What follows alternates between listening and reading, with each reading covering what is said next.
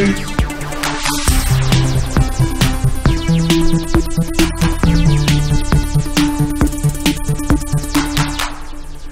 up, everyone? Welcome to a special Wednesday edition of GameFace. Unfortunately, had some stuff come up yesterday, so we couldn't do it on our usual time slot. But the good news is it gave us a lot more time to play Metal Gear. And we needed it.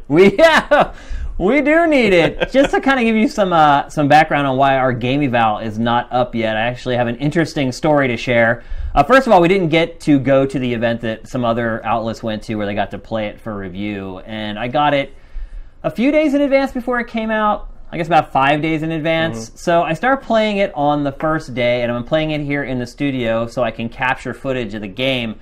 And I get up to come over here to get something from behind the GameFace set, and I stumbled over the HDMI cord that was plugged into the back of my PlayStation 4. And I ripped the HDMI cable out of the PlayStation 4 and bent the port on the console. And just so you know, that basically renders your console 100% worthless.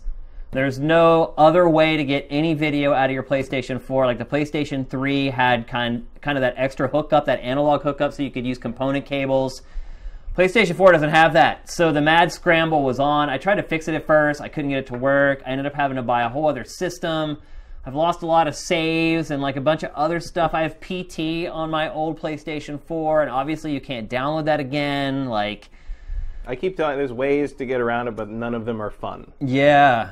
So I burned like a day just with all that crap, man. I'm so mad at myself for doing that. Not just because I have to buy another PlayStation 4, and that's like a lot of money, but just the stupidity of me stumbling over a cable and ruining my system. Well, also the HDMI stuff is real fragile. It's ridiculous how fragile it is. Like I think I've said it on this show before. I think it's ridiculous that the HDMI is the standard for HD video when it's such a crappy connection, and just the whole thing seems so archaic. But anyway, it set me back another day. I did get to kind of make up that day yesterday and play it a little bit more. We are going to talk about Metal Gear a ton on this show. I'll just tell you right now, it is our deep dive. I'm a good 30 plus hours into it. Matt's 10 plus some hours into it. Between 10 and 15, I think. So we've been playing the holy mother out of it. I'm sure some of you guys have as well. So this should be a pretty interesting discussion for our deep dive. But Q4 is here, Matt. Yes, it is. I mean, it is with a vengeance. It is. Like, this month, September, there are like 20 big games coming out. There were 3 already this past week that came out, and we're working through all those game evals right now. They'll be coming to the site very soon. And we're going to be talking about a lot of those games that came out over the last week on the show. And also, there's a big contest that we're going to talk about at the show close that you guys should definitely stick around for. You guys are actually going to have a bit of an advantage in the contest because you're watching GameFace live on Twitch. So we want to reward some of you guys who are staying up late, or maybe who just take the time to actually watch the show live and chat with us and ask questions and things like that. So we've got a lot to get to. We should get to it right now. Let's make the Big Six happen. So Matt, I did a live stream with Super Mario Maker about a week and a half ago. It's a big hit, it seemed. Yeah, well, other than my skills on display, those were not a big hit with me or the viewers, I would add. But we haven't really talked about this game in depth until now. The game is, the embargo is lifted. I can pretty much talk about it freely. I've probably spent a good, 15 or 20 hours playing it at this point, and I have to say, like, I feel like I'm ready to write the game eval now after about 15 or 20 hours. I don't know what that necessarily says about the game, so to speak. Reviews have been coming out today. As I said, the embargo lifted. The reviews have been extremely generous and really high scores. I haven't seen a perfect yet. No. But I did see a 9.5. I saw a lot of 9s. Actually, I think I did see a 5 out of 5, which I don't really count as like a perfect score because, the 5-point scale is a little looser. Yeah, we use that on XPlay for many years, and it's a lot easier to give a game a 5 out of 5 than a 10 out of 10. So or a 10.0 out of 10.0, which is what a lot of these scales are. Yeah, exactly. So, obviously the early reception from critics has been extremely encouraging. I would say, if you're going to ask me what the score of the game eval will work out to be, I would say it's not going to be anywhere near a 10 or a 10, a 9.9 or anything in sort of that range. And, the thing I would say first that strikes me about this game is I just wonder how smart it is for Nintendo to create and release this game. I don't know. I think you're creating a real expectation that this is what Mario is going to be from now on. Like if you release another new Super Mario Brothers game, it's going to feel really confining. And here's the thing, and the reason I say that is because some of the user-created levels for this game are just as creative, if not more creative, than the levels that Nintendo builds for its 2D Mario games. And so I wonder if this game has rendered the 2D Mario franchise completely ineffective for the future. It's a good question, and you wonder if Nintendo A is aware of that and B can admit that. But see, would a future what about a future Mario, let's say the NX side-scrolling Mario? Because I don't think this invalidates 3D Marios. Like if you want to, of course not. It's a totally different thing. But a 2D new Super Mario Bros. Style thing.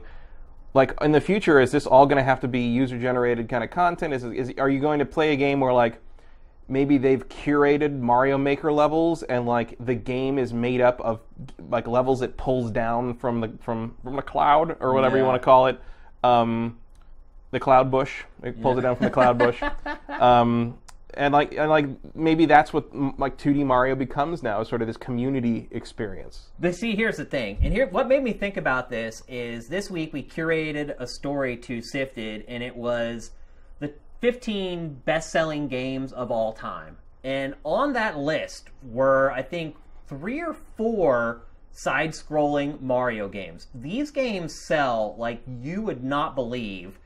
Not only that, I mean, they outsell the 3D Marios 3-1. I mean, it's not even close. Like Super Mario Galaxy and Galaxy 2 and all those games, they don't sell worth a crap compared to the side-scrolling ones. And so this is a big cash cow for Nintendo, and it's basically just, it's neutered it.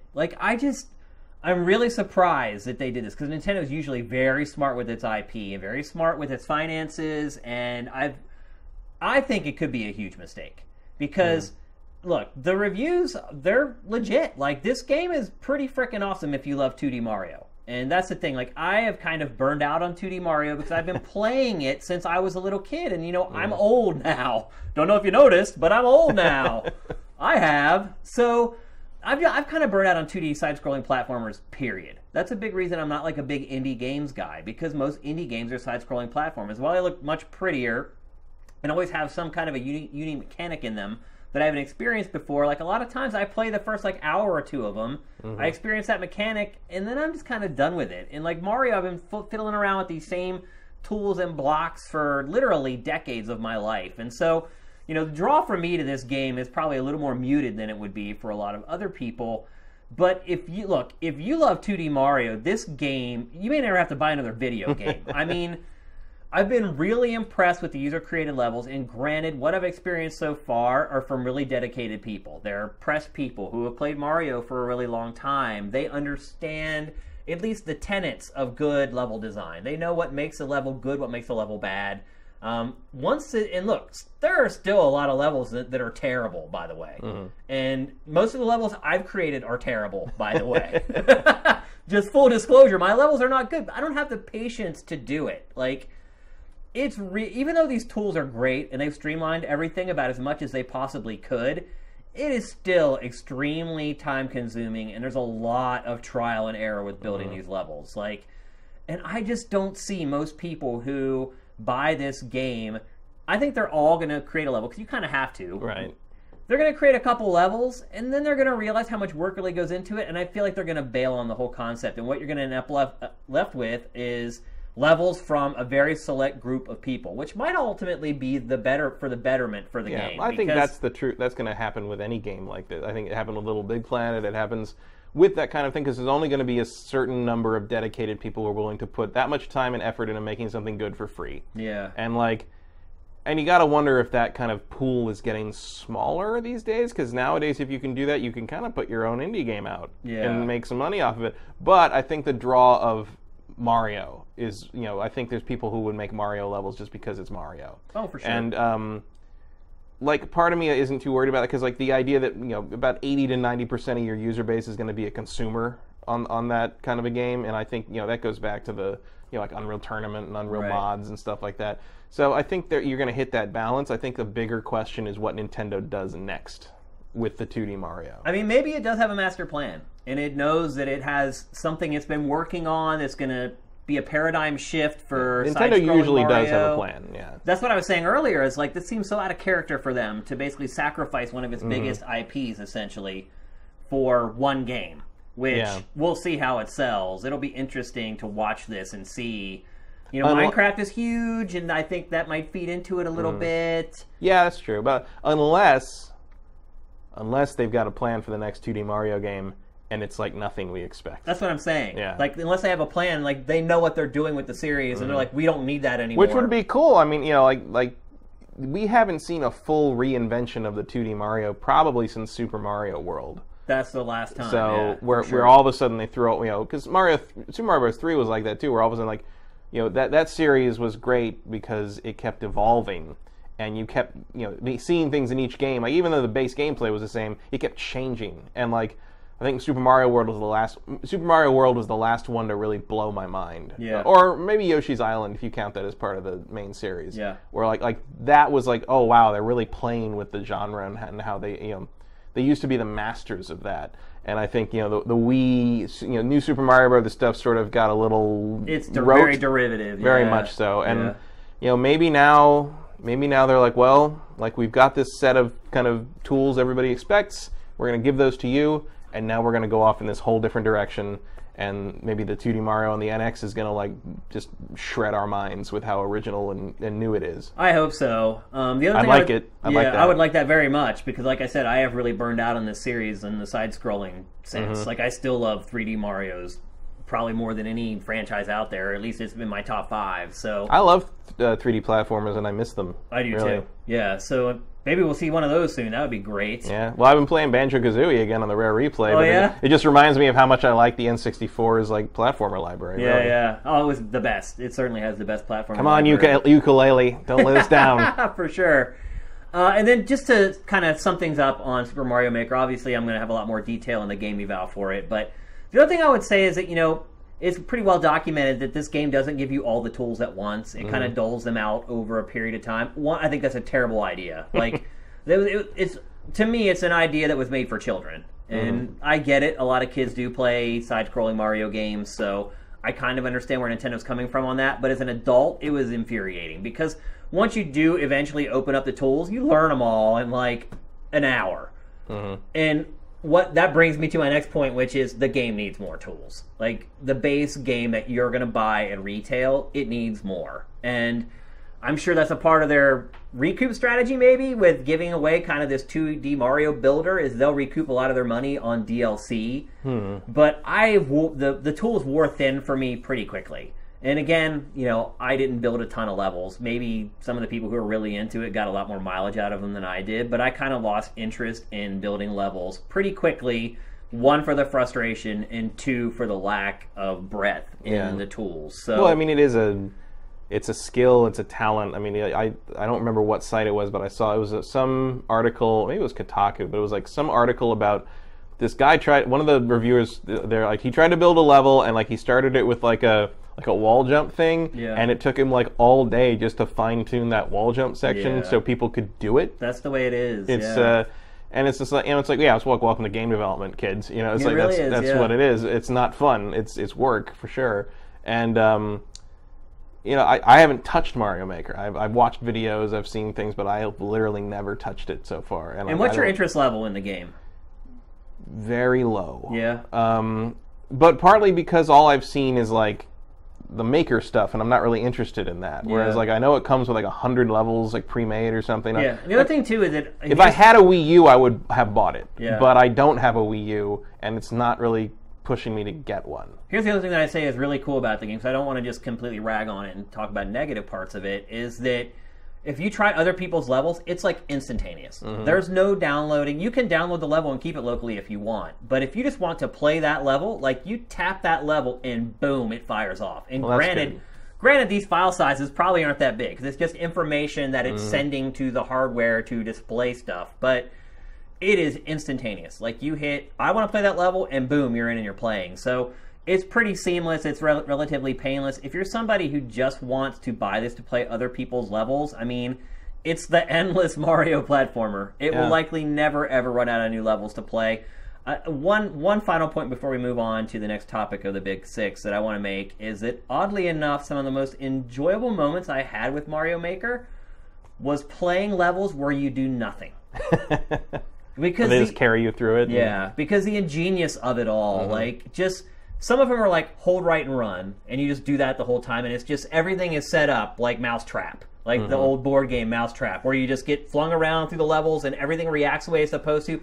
Some of these people are insane what they do, man. I mean, because some of them will send like Mario through a crazy gauntlet, and it'll get flung up into the air, and then an enemy will slowly come flying in, and you'll come in and doink, hit that enemy, jump right to the next thing that propels you forward. Like, it is genius. Clearly, there are people, you see this in the mod community or the fan-made level community. Like, some of these people just dream Mario. It's pretty insane.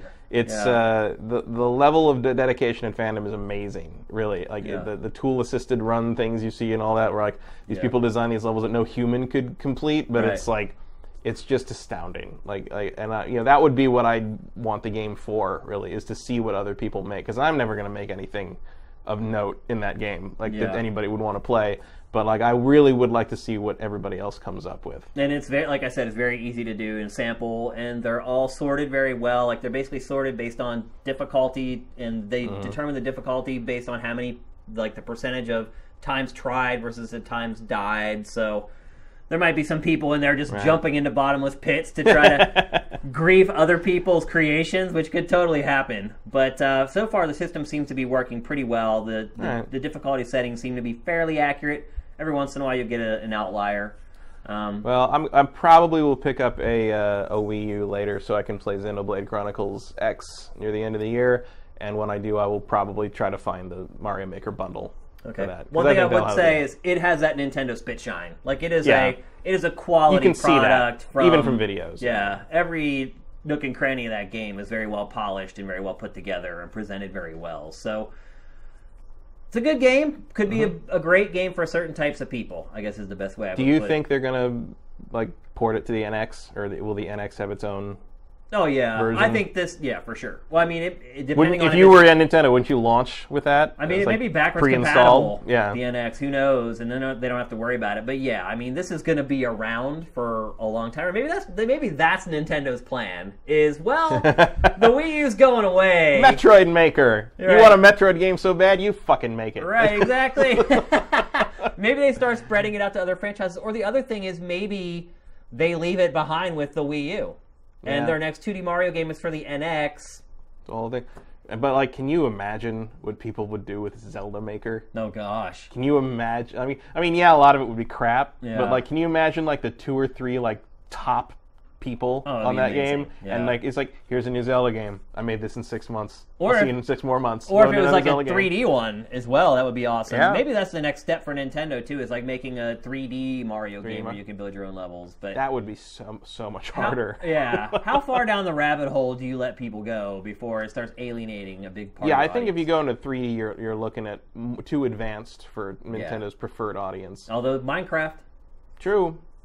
But I think kids are growing up with the Minecraft, man. Kids are growing up with the Minecraft. That's true, but I don't know if they're ready. If you really want to start, I don't know. Well, Disney Infinity has a lot of weird tools and connector things and logic traps and shit like that. Yeah, I mean, it could happen. Yep.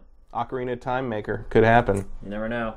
All right, it's time to move on to the next topic, and you just actually segued very nicely into it, Matt. I don't know if you did that on purpose, but a little bit. So another big game that came out this week, Disney Infinity 3.0. I think I may have said it on the show before, but the game just seems incredibly confusing to me. The whole toy box and the packs that you buy, you buy toys and you can buy these cards, and there's these little disc-like things that they sent to me. They've simplified the discs tremendously because this is primarily a kid's game, by the way, or play with your kids game. The kids understand it. There's 700 Pokemon now. The kids are good. The kids are okay. But they simplified it tremendously. I think the last game there were 40 Marvel discs, and there were 40 Disney discs. But what are the discs? Explain it to the people discs are like additions and power-ups, so like they're basically just DLC codes on a piece of plastic, right? They're like circular. So the circular ones you can put under the figures, and that can be outfits or friends, like team-ups. Like they're like basically a bar fills, and then you can hit up on the D-pad, and you'll summon like Falcon or Captain Marvel or Mace Windu or whatever. Right. And there's weapons, like weapons and gear, like like a jetpack or like throwing knives or like just little things. Like I never use them really. Like they're not really a thing. And then there's the hexagonal ones. Some of those are building tools. Do you see already how this is getting like way too complicated? Some of them are building tools. Some of them are vehicles. Some of and that's kind of how that rolls. And some of them are weapons. But the thing is, they've just basically gotten rid of that in the new one. So in 3.0, you can buy the Twilight of the Republic disc pack. They're not randomly packed anymore, like they used to be in a trading card pack kind of things. Right. So now there's 4. There's 4 discs. There's a Mace Windu team up. There's like a Felucia building set tools thing, and Grievous's wheel bike. Okay. And then when the Empire set, the original trilogy set comes out in a month, that will have its own pack of 4 discs. Okay. And that's it. So there'll be a team, and that's it. So no longer is there going to be 80 power-up discs. It's just going to be 4 discs. You can see them all. There's no randomness. Just buy the discs if you want them. Don't buy the discs if you don't want them. And now they're refocusing very strongly on the characters and kind of the toy box creation. And I am a Star Wars mark, so I went out and bought everything. So I got the game, and I got all the Star Wars figures that are out so far. And I went to like Walmart down in Baldwin Hills to get the There's a Walmart in Los Angeles? Yeah, like down Crenshaw, like way down near in Baldwin Hills. There's a Walmart with a giant mall. I mean, it is one of the largest malls I've ever been in. It is amazing, and like they have an incredible cupcake shop called Southern Girl Desserts. It's great, but it's the only Walmart that is not up in the valley. So I went there and I got the exclusive Rebels figure there, and I went to a Target and got that one. I went to a Toys R Us. You really put some effort in. It was like the whole morning, like Sunday morning was just like, oh, we're going to find Star Wars toys. It was great. Was it worth it? I really like the game. Yeah? I really, really like it. It's. Here's my thing. So it's far beyond like the play set, the actual Twilight of the Republic play set, and the Rise Against the Empire play set. They are far, far beyond. So wait, what is a play set? Okay, the play set is an actual level. Okay. So if you just start the game up with nothing but a character on it, you're going to go into the toy box. Okay. Which is So what's the toy box? The toy box is the creation tool. So it starts you kind of like Mario Maker in the sense like it's going to start you in like a thing where all these little characters explain to you all the tools and how everything works. And then after that, you can go stick around the tutorial. It's like a hub, and so there's like, you can go over here to go into combat things, or you can go over here to like learn how to build things. You can go over here to go into your house and decorate it and stuff. Or you can just start what's called a new toy box. They've streamlined a lot of the terminology in this. In the 2.0, it was very confusing. And there was also an error where like the tutorial could, if you did it in the wrong order, it could actually go out of memory, and you couldn't finish it. It was really weird. Jeez. But because that's just how. I mean, it's a pretty powerful piece of editing software if you know what you're doing, and it was just very hard to kind of cram all that in, I guess. But 3.0 is much more streamlined, and now you can just create like your own a new toy box, like an empty one or a themed one or whatever, and you just go in and like. The character has like a little magic wand thing, or you can like go up and. So basically, you build levels. You build levels. You Okay. build whatever you want. You can upload it. You can download other people's levels, and that's much more intuitive now because you can go in like a theater in the hub and just look at like featured levels and download them there. So it's a little less like random menu browsing. But a play set it's this little clear piece that usually comes with a 2-pack or something. And that is it's basically a full game. So it used to be like kind of like a level, like the Avengers one was like half of New York City, and like you'd run around this little kind of mini open world and like pick up fetch missions and do like story missions and beat guys up and stuff. Now the Star Wars one, like these things are like 6 to 8 hour games. Okay. Like these are like this is like a game you'd buy separately for like the PS2 kind of. Gotcha. And like. So Twilight of the Republic I finished that. I haven't finished the original trilogy because the PS4 you can buy the Saga pack that comes with the Rise of the Against the Empire thing and Luke and Leia. This is so complicated. And Luke and Leia, well, because it's much. exclusive to PS4. So like you can't. So Sony made some deal. So if you want the other stuff, will be sold separately later. But if you want Boba Fett and the original trilogy thing a month or something early, you have to buy the Saga pack.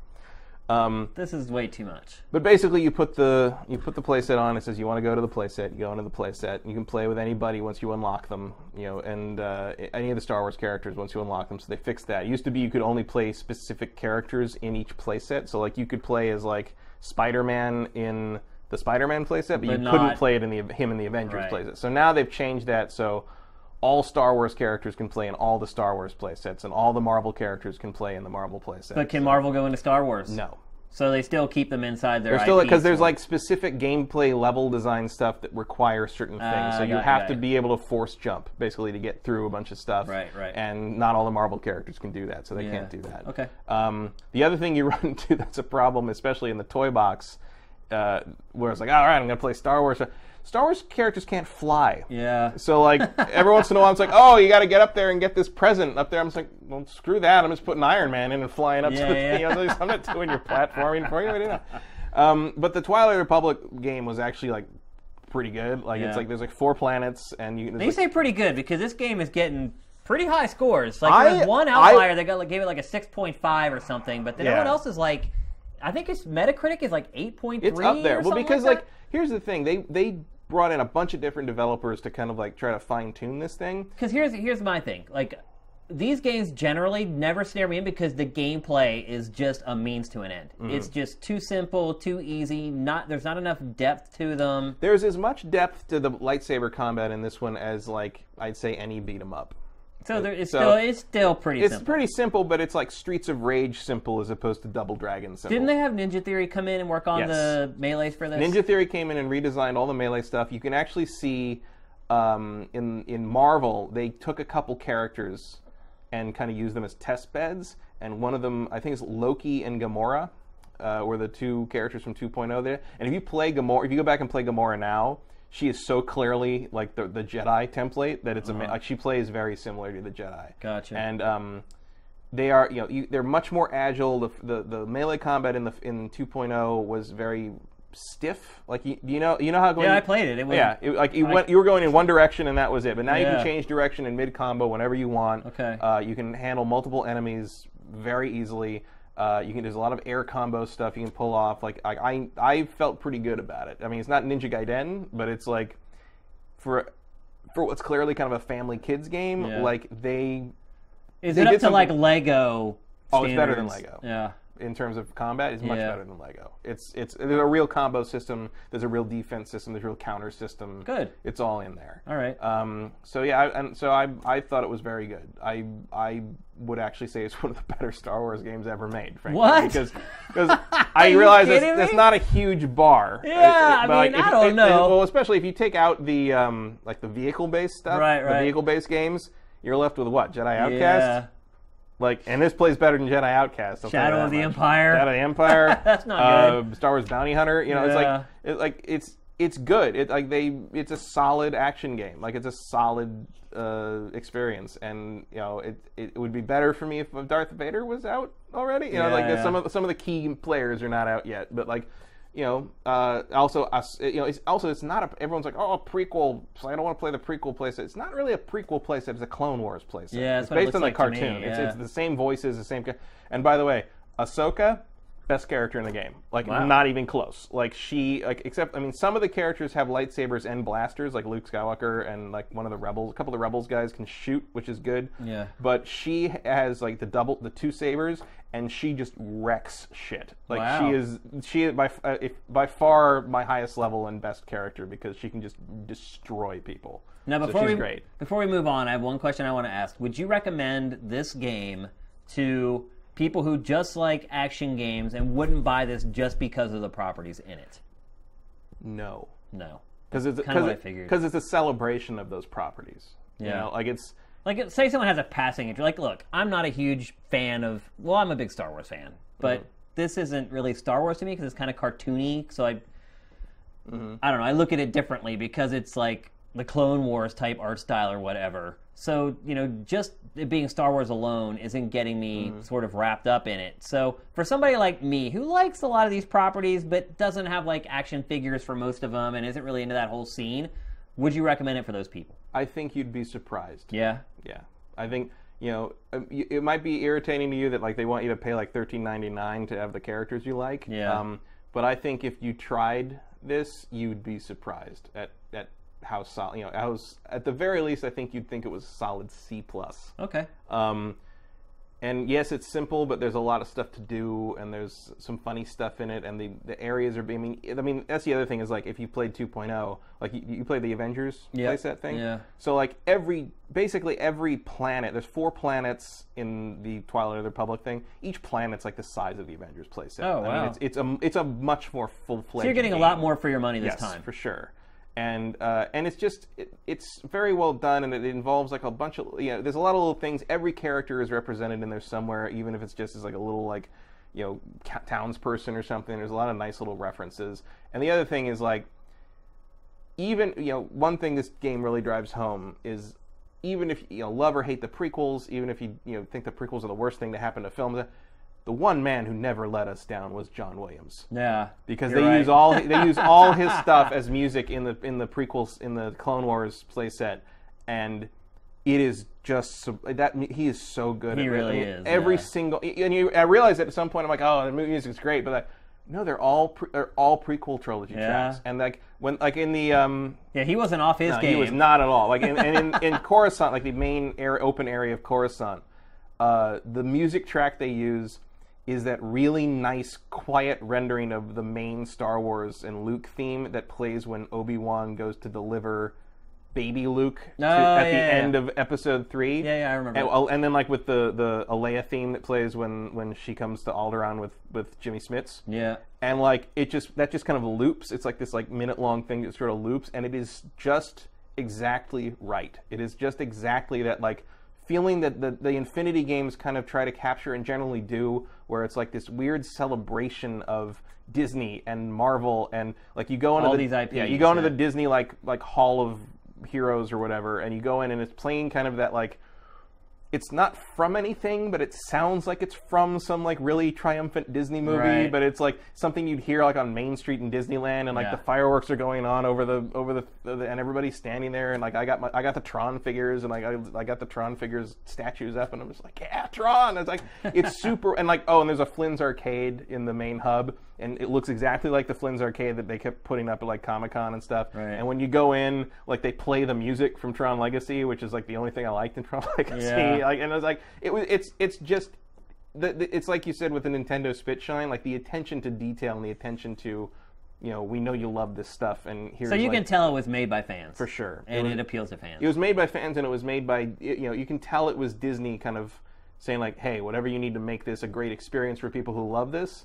do it, and they did it. And I think 2.0 was cool. Like I liked what they were after, but in 3.0, I think they got what they were after. I think 3.0 is the game they've been trying to make for a long time, and if this is like the quality of like the Infinity going forward, like I'm in. Good. Like count me in. Cool. That's encouraging. All right, so last week was PAX, which how do you even look at PAX in this day and age? Because it's kind of evolved, because I always looked at it as like an indie event, and then like all the major games kind of came in and took over for a while. How do you look at PAX now? I think the indies have come back and kind of take. I mean, the big players are there, but I think a very concerted effort has been made on the part of the organizers and to some degree the press that goes to PAX to really feature the indies and feature the community more than. But is that more the publishers though? Because the publishers control that. Because if they wanted to, there's mitigating factors, but if they really wanted to, they could bring a new build to PAX. They could, but I feel like that, you've just had E3, you've just had Comic-Con, you've just had Gamescom. Like, how much time do you want to divert for your dev team to keep making new builds of demo shit? Well, I think that's too much already. Yeah, absolutely. I mean, already you're seeing people pick E3 or Gamescom, like with Scalebound and stuff like that. But my point is that it's not the journalists making the decision, because when the publishers bring in the same builds that the journalists have already covered, like probably too much, in all honesty. If you ever work as a content curator for Sifted, you will see that some of this stuff is just covered to almost a mundane level. So the journalists have already covered this stuff. There's nothing else they can wring out of these demos or these builds. So at that point, they have to cover indie games. And I agree with you. Indie totally came back. And the game we're looking at right now, I guess I would kind of call it an indie game. So this is Lawbreakers, which is Cliff Bleszinski's new game. I think it's indie. I mean... Well, he's signed to Nexon. He signed to Nexon, but I think they were making it before that deal was closed. I actually have some insider information that I can't particularly share on this game. No, seriously, I do. But it has been in the works with Nexon for a long time, I guess is the way I can put it without... sort of. Well, I guess definition one way or the other, but it's also kind of like, do you think Cliff Bleszinski got into a deal with Nexon where Nexon gets to call the shots? Like it feels if it's not indie, then it's at least very creator. It's in the spirit of indie. Yeah. So I would agree with you. I think PAX has returned to an indie event. Like there were big games there. They didn't get a ton of coverage. The indies were the ones that really stole the show. This game is probably, I think, for most people, top 3 games of the show for PAX. He could have shown this at E3. He could have shown it at Gamescom. He didn't. He waited till a community event like PAX, which I think was really smart. Cliff knows what he's doing, obviously. He's been in the industry a long time. I think this game looks awesome, by the way. I'm really excited for it. I like it because it's a mix of old and new. It feels like an old school arena shooter, but it has like all the new elements of recent shooters in it, other than wall running. But it has like a grapple hook. It has like a force push.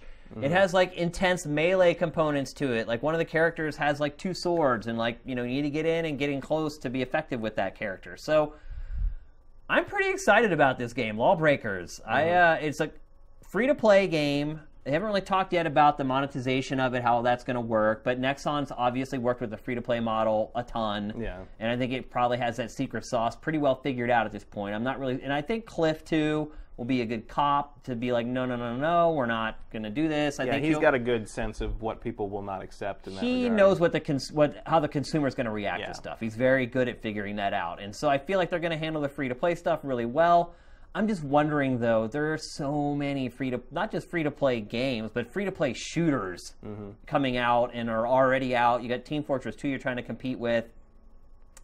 I don't know how successful it's going to be, but I'm really excited to play it. I mean, I got my eyes on. I'm not a huge multiplayer shooter person, but I got my eyes on it because Cliff's making it. Yeah, I mean that's another part of it too, right? Yeah, I mean, frankly, that's the whole thing. Is like, here's the guy that came up through Unreal and Unreal Tournament, and I mean, if anybody knows how to make something that feels like this genre should, that also moves it forward, but also like surprises you again, like it's got to be Cliff. Like that's he knows how to make shooters that give you that whole one more match, and then an hour later one more match. And his team. I mean, I don't know much about the Boss Key team, but I'm sure he has assembled. He's put together a good team, a pretty decent group. Yeah, and in fact, one of the guys he used to work with me at MTV and Game Trailers, Rohan Rivas. I knew Rohan was. You know Rohan? Yeah. So he's like their community manager / video guy who works on their live streams and stuff like that. And so I know that they have a good guy there to help promote the game and do a good job as far as making sure it's nice and spit shine before any promotional media goes out.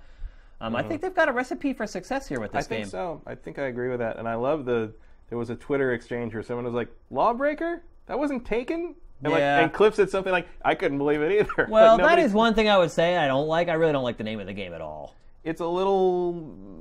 I don't know what to... I like Blue Streak, the original prototype name, better than Lawbreaker.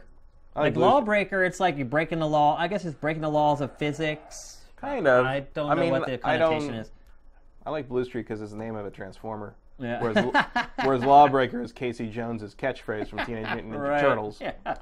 Maybe that's where it came from. It could have. Cliff loves Transformers. I mean, Cliff is a pop culture nerd just like the rest of us. So. But I mean, I don't know. It's got my attention. That's all, and I think PAX is the right place to do it. I think it's the thing about PAX is like the other thing you forget as being, I think, in our world is like. Even though we've seen these things at E3, even though we've seen these things at Gamescom, this is the first time the American public in any place has gotten a chance to actually put their hands on these things. Well, I saw a couple fan lists of their 5 favorite things at PAX when I was kind of doing some research for our segment, and like they were all like Battlefront and like Just Cause 3, and I'm like, man, I've seen that so many times I wouldn't even think to put that on a list. But you're right, this is the first and maybe probably only chance a lot of consumers get to play these games, and so their interpretation of what's big at the show is going to be a lot different than what ours is. And I think it's smart of the publishers. Like the publishers seem to have learned, the big ones seem to have learned to kind of like just put your E3 or whatever demo on the floor, kind of sit back and let the community do its job. Thing. Yeah. You know, and it's been a little quiet. It was almost a quiet PAX where like you didn't see a bunch of announcements from Ubisoft or EA. We're going to go over pretty much all of them in like 10 minutes max. And like whereas the indie stuff had a lot more to offer, and that was where you know you're going to get exposure and people are going to pay attention and people are going to try it. People, that was the other thing is like even when you announce your new indie game, it's like you say, yeah, we're doing this, and you can go play it right over there, and then like you're going to get people talking about it, and that was always kind of the point of PAX, I think, in terms of showcasing those games, all the way back to stuff like Fez, and it works. It clearly works for sure. So let's move on. We can't talk about each game for too long. So the next game we want to talk about is Headlander. Yeah, I'm this is probably the one I'm most interested in of all the ones shown. A Double Fine game. Yes. Although, from what I've been seeing, it actually has kind of been making the rounds for a while and has been pitched to a lot of publishers. It's actually, I don't think, being developed strictly by Double Fine. Yeah, it sounds like a partnership. Yeah, there's like a couple guys who are building the game, and then Swim's involved. They're like publishing it, quote unquote, which I guess maybe means it's not technically an indie since there's a publisher. But I kind of look at any downloadable game as an indie game in this day and age. That's kind of how I look at it. Well, somewhat, but to me, indie is independently funded. Yeah. I mean, I don't care who publishes it. Like, if the publisher didn't give you any money for it, you're still an indie. You got to get published somehow. Yeah. An indie film is still distributed to Fox Searchlight Pictures. Well, Lawbreakers is being funded by Nexon, so I guess that's technically not an indie. So that's probably not indie, but it's in the spirit of the indie more than I would say the AAA. DIY studio, certainly, with starting his own studio. So let's talk about Headlander. This game looks absolutely insane. It's a side-scrolling action game. It's got platforming elements, but it's actually more like a Metroidvania type game than like a Mario or a platforming game. And a big 70s sci-fi kind of Logan's Run sensibility to it. Like, I really like the look of it. So it's all about, like, you're in the future, and it's everybody's heads have been preserved while they have other bodies attached to the heads. And the mechanics in the game basically amount to detaching the head from the body and then using the head separately from the body to solve puzzles and adventure. And also, as you can see... Yeah, the animation's amazing. You also see in this trailer that the head can be attached to many things, not just the original body. This is my favorite thing in this whole trailer is this horse guy. Yeah. Like the guy who gallops like a horse. I don't know what that is, but I like it. I mean, Double Fine did a good job signing this game or partnering for this game. It's exactly the type of game. Kind of thing. Their branding is all over the trailer for the game, which again is really smart because people expect games like this from Double Fine, which makes it people more excited to check it out, and it's more ingratiating to people knowing where it's coming from. This game coming from just like the guys who are working on it probably would never have had the impact it had at PAX if it was just them showing the game. So looks like they were smart. The game looks unique, looks different. It, again, even though it is a side-scrolling kind of platformy game, it is a little different than a lot of indie games out there, although Metroidvania games is kind of the other most popular indie genre. Yeah, it's starting to warm up. It is. But all you need is that little twist, that little hook, and I think the look, the 70s trappings, like, really sell it. And the disembodied head. Yeah. It doesn't hurt either. A little Futurama reference. Yep, so definitely want to keep an eye on there. Pit People is another game. Behemoth. Everybody seems to think that this was the first time this game was shown at PAX. Like, when we were curating content for it, a lot of it was like, a lot of their blurbs were like, the first ever look at this game. In actuality, Behemoth had put out like a 20-minute gameplay video of this like months ago. And you can find it on Sifted. Just use the search tool and search Pit People. It's like the announcement of the title, basically.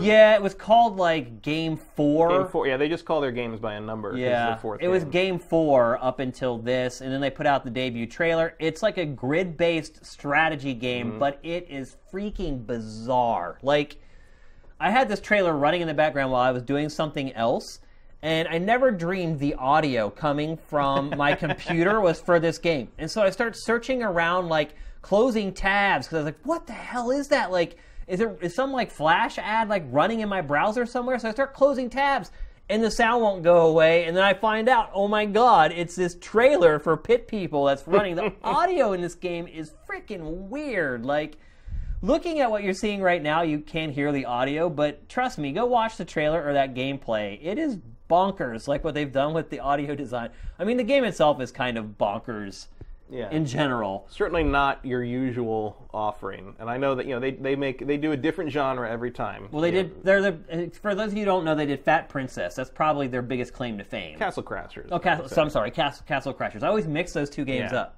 But Castle Crashers they are kind of similar. Battle Block Theater and like Castle Crashers is their and everybody wants a Castle Crashers too, but Behemoth doesn't make sequels. Yeah, they make a new genre every time. The art in this game looks just like Castle Crashers. Well, I think I saw some of the characters from Castle Crashers. Yeah, well, they definitely have a house style for sure.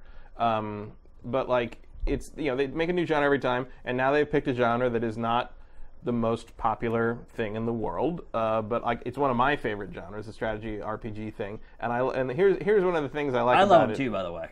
I love the strategy RPGs where like, and this is one of them. It's like a game called RoboSport, not exactly like, but it was a game on the Mac called RoboSport. It was EA. It was Will Wright, I think, was actually RoboSport. And like you pick your moves, and then you hit go, and everybody goes. Yeah. Like I like the I like the Fire Emblem kind of one guy at a time thing, but I love the whole everybody moves thing. It's like the cause and effect thing. Yeah. Like there's some stuff can change immediately, and you're like no, and and all of a sudden your strategy just goes out the window, and it doesn't. But it's great. I love that too. I love pushing the button and then just sitting there and waiting for everything to happen. Like there's it's that level of like anticipation because you know it's coming. Yeah. Like when you're playing a game that's like real time, it's like you're constantly inundated with decision, consequence. It just flows. But when you know you're about to see the consequences of your decisions and you know it's going to happen, when you click that button, like there's just some kind of feeling that like comes over you, like right before it, and then it happens. Yeah. And then it's a lot of times it's unpredictable. Like I'm really excited for this game. Yeah, it looks good. I mean, I'm not a huge fan of kind of like a lot of the humor they use. Like I don't know if I need like tons of farting mushrooms in my strategy game really, but I like the idea. I like the 2-player co-op thing. I like that like you can build your own army and sort of like team up with someone and like take stuff on that way. It's the Behemoth. They've never made a bad game. You're right. I don't think so. Bring it on. I'm all about it. Okay, and then the next game we're going to talk about, which I think has kind of turned into everyone's game of the show from PAX. And that game is Hob. As we wait for Zelda. Yeah, I mean... we turn to the indies. Yeah, here's the thing, though. I mean, do you think it's really possible to make a game that can compete with a game like Zelda on an indie budget? Like... I want to say no, but you never know. I mean, I'll say no. You never know. I'll just say it right now. No, it's not possible. And so the next thing that my mind jumps to is, okay, well, if it's episodic. But... Would you like a Zelda game that's episodic? Well, I'd wait until it was all out. Right, but see, here's the thing about a Zelda game is that like everything's all twisted together and entwined. Yeah. And when you do something episodic, it's very hard to make that design style work. Well, also, like everything needs to be like self-contained, and here's one chunk, here's another chunk, here's a third one. Like, and you can't have that thing where like you come to a thing early on and you're like, what the hell is this? I can't interact with it. I don't have a thing I need to do this. Yeah. Because then you have to come back when you have the torch of obsidian melting or whatever, and then you do that, and then you get into a new area. But it's like, I have enough trouble remembering those things when I play a self-contained game as opposed to an episodic game months later. You can't expect me to go back and be like, oh yeah, that thing. And it's like, I don't think you can divide a game like that up into chunks like that. So I assume this is I mean, here's the other game that's kind of similar to this, that's a Zelda clone, that's supposed to be like an indie game, is Rime. And that game was shown at E3 last year. I was really excited to see it at the show this year. Yeah, that was one of your picks. Never showed it. Just completely. So, this game, we're seeing it now, but I'm wondering, I mean, maybe they've worked on it already for a couple years, but, I mean, without a huge team working on a game like this, one, I question how good the quality can be. Two, I wonder if it's like a 3-hour game. It's like, that could be. How can you make a 3-hour Zelda game, though? You lose everything that makes that genre what it is. It is the Torchlight guys, though. So I mean, I know they've had some shakeups over there at Runic, but like, and they're in a new genre. This is not a Diablo style game, right? So, but they're pretty damn good at what they do. I think if this is something they want to make, I think they'll be able to pull off whatever they're trying to make. And it's hard to kind of pin down, like, is this a giant epic adventure? Right. Sprawling Zelda-sized game? Is it not? And your point to the episodic, I wonder, I don't think they've said it's episodic. They haven't. No. I was just saying, if that's the way you're going to do it, but if you were going to do it, like one of the things in the trailer is they've got all the moving pieces and the moving platform kind of thing, where it's like the world changes in front of you, or like constantly changing.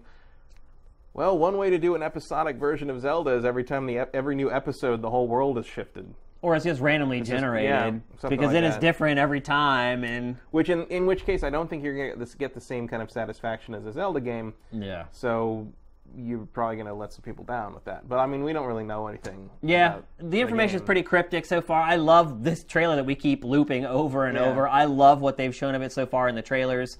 I'm really intrigued by it. All the reports coming out of PAX were extremely positive. So definitely another one to keep an eye on, I think, at least. And then the other big story from PAX, actually probably the biggest overall story, was Nintendo's new focus on indie games. Nintendo did its first ever indie-only event. It was called like Nindies at Night. So that's like Nintendo's little catchphrase for indie games, Nindies. Well, it was like a 30-minute like press conference that they did, where they rolled out, like, basically you could see that they've went out and basically curated a lot of the best indie games to make sure that they're coming to Wii U. Now, a lot of them are indie games that have already been released on other systems or are coming to other systems. One of the exclusive deals that they did do was for the game you're seeing right now, and basically Shovel Knight is coming. The expansion and the full game of Shovel Knight are coming to Wii U with Amiibo support. There's going to be a Shovel Knight Amiibo. Now, at first, the rumors started floating around about the Shovel Knight Amiibo. A lot of people thought that Shovel Knight was going to be in Smash Brothers. And I think we curated a couple stories where people said that might be the case. It turns out it was not. They are just going to release Shovel Knight for the Wii U. Not yet. Well, exactly. Yeah, you're right. I mean, who knows where that character will end up. Once you have the Amiibo out, you can do whatever you want with it. So, you think this is a good idea for Nintendo to finally get on the indie train? I was a little shocked that Shovel Knight wasn't already on the Wii U. Yeah, it is surprising, isn't it? Obvious, like a no-brainer. Yeah. But I mean, I think if the big third parties won't play ball, go the other direction. Because this is where Nintendo, I feel like, really failed. Like, it knew that it was going to lose third-party support for the Wii U pretty quickly. Like, it's just the way Nintendo consoles have been since really the N64. I mean, it had decent support, but the GameCube really was like, okay, 2 years, we're done. And so, best case scenario, Nintendo's got to say, okay, the first 2 years, maybe we're covered by third parties. Indie games are what fill in the library.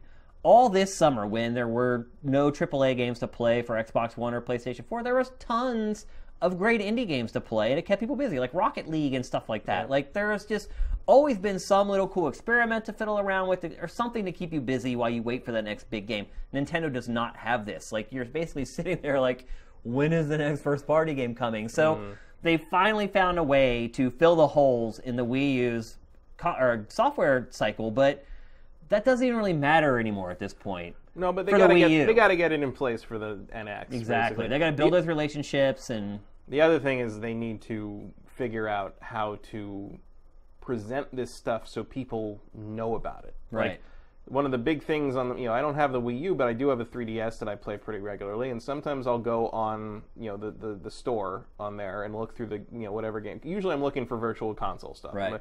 And sometimes I find, like, digital-only releases on the Nintendo eShop that are like, how did I not know this was out? Like, there's like the Yokai Watch stuff or Attack of the Monsters. I can't remember what it was, but it was like this great kind of visual novel sort of game about monsters and demons and stuff in Tokyo. And, like, it had been out for like 6 months by the time I found it on the eShop. And I'm like, I was like, when it was great. I was like, I can't believe I didn't play this until now. Discovery is the problem. They need to kind of curate this stuff. So, I mean, maybe the Wii U has a feature like that, but the 3DS sure as hell doesn't. Yeah, I mean, curation is a problem for for all online marketplaces. Discovery is a big challenge and a big issue. I mean, it's the same for movies on Xbox Live or PSN. Like, when you have that much, I mean, it's the reason Sifted exists. When you have that much of anything, it's very hard to simmer it down to the stuff that you really care about, and without asking people what they care about. And so that's kind of the conundrum. Like, a lot of these places don't want to ask their users, like, what do you like? And at Sifted, we were like, no, we are going to ask you, what do you like? Because if a company like Apple can't figure it out with the billions of dollars that they have, and the small army of editors and curators. Yeah, I mean, if they can't figure it out, no one else is going to be able to figure it out. So eventually it does come down to the fact that, like, either you look at the data that the users are giving you, which is basically spying, and a lot of people don't like, and I personally don't like, or you have to ask them, like, what they like. And a lot of people don't like that because they have to do something. So, you know, there's no simple answer to it, but you're right. Like, you know, every day we curate content, and Nintendo puts out like 10 trailers a day for eShop games. Like, literally, you don't even know they're coming out. They're just stealth released. Like, we'll curate. Like, where are they? YouTube? On their YouTube channel.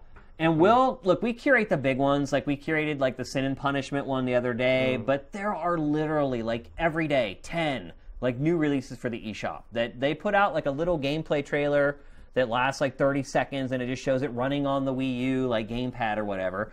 But they're there. But they're totally like stealth launched. Like, you never know they're coming out. So I don't know. It's so weird because, like, sometimes it almost seems like Nintendo is happy with this tiny little group of people that just play Nintendo games and kind of get it. Yeah. You know, but it's like, you can't survive on that kind of. They survive audience. and they thrive. They survive. They can't make enough amiibos. Well, the amiibos, yeah. Or the amiibo, I guess, is the plural of amiibo. Oh yeah, amiibo is always lowercase, and it's just amiibo. Yeah. Amiibo. It's like, really? Like, well, that's like when Nintendo. One of the things I went back to clean out my all my old room because my mom was moving out of my old, the house I grew up in, and I got a big trunk full of all this stuff. And one of the things that was in it was a whole bunch of old early 2000s E3 press stuff from when I first started going. I was just about to ask this. It's the GameCube. I know I was going to ask this. Yep, yeah. the Nintendo. You know what I'm talking about. The 2001 E3 press conference Nintendo GameCube handout thing, and in it is like all this press stuff and all this like, but there's a sheet, like an info sheet, press fact sheet on the GameCube. And at the end of it, in this little bullet point thing, it says, Nintendo GameCube is to be referred to as Nintendo GameCube, all in caps. All in caps. They basically told the press that the press needed to spell GameCube in all capital letters. Yeah. And the press said, screw you. Nope. And instead we just intercapped the C. Yep. And eventually Nintendo gave up, and they started intercapping the C in GameCube. Yep. I knew you're gonna bring that up. That's exactly what I was thinking. But... yeah, I mean, it's a step in the right direction for Nintendo. They also showed off that awesome racing game, Fast Racing Neo, which is like an F-Zero clone. How hilarious is it that Nintendo won't give us an F-Zero game? Yet they focus on a ripoff of F-Zero. It was probably the game that was shown the longest during their Nindies event. They showed it for like a good 10 or 15 minutes.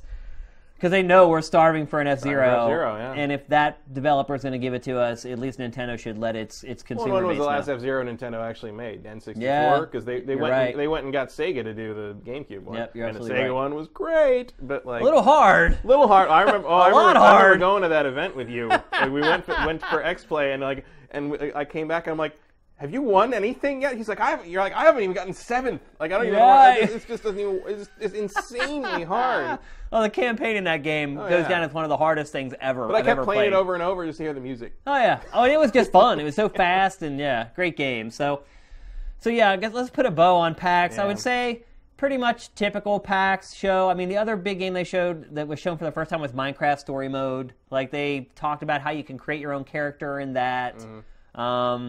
But, that's supposed to be a big blowout. They did give the press hands-on with it, but they only got to play it for 15 minutes. I mean, the impressions were pretty positive for it. I mean, you want to talk about a review-proof game. I mean, that thing's either going to be the biggest, the second biggest thing ever after Minecraft, or no one's going to care. Yeah. I don't think there's a medium ground for this game. I think it's going to either hit and catch fire, or it's just going to American Ultra out.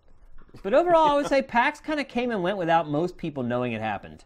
There was no big story. There is not one huge story that came out of the show. I think Lawbreaker is the biggest story that came out of PAX, really. But we already knew about it. It wasn't. We got the name and we got the first gameplay footage. It's something. But still, that's not a big. Cliff is back. Yeah, I mean, no disrespect to Cliff and the guys that work there, but that's not a huge story. No, but I mean, it's cool to see him on on social media tweeting about his game. Yeah, again, for sure. Like and I kind of missed that. I remembered how much I missed that when he did the Gears facts. Where I was like, it was really cool when Cliff had something going and he'd sort of parcel out little ideas and little facts. Or he'd demo Gears in press Yeah. conferences. He had a lot of energy and excitement for the games, and it's going to be interesting. Now that we're in this world of Twitch and all, I know they did a live stream with Blair Herter to show the game off the first time. Like, now that we're in this kind of era, it's cool to see him come back and he's going to leverage that really well, and it's going to be a really cool ride. It could be bad too with him. Yes, he's very honest in his interactions with it, but it's like that's why we love him, though. Yeah, for sure. So and he speaks his mind, and he always makes what he thinks is the best game he can make, and he puts himself into it. I think with that Gears thing, he really showed. Like, Gears is, you wouldn't think it to play it necessarily, but it's a very personal game to him, and I think he's gonna maybe put the more energetic, actiony side of himself into this one too, and make it what he always wanted to play.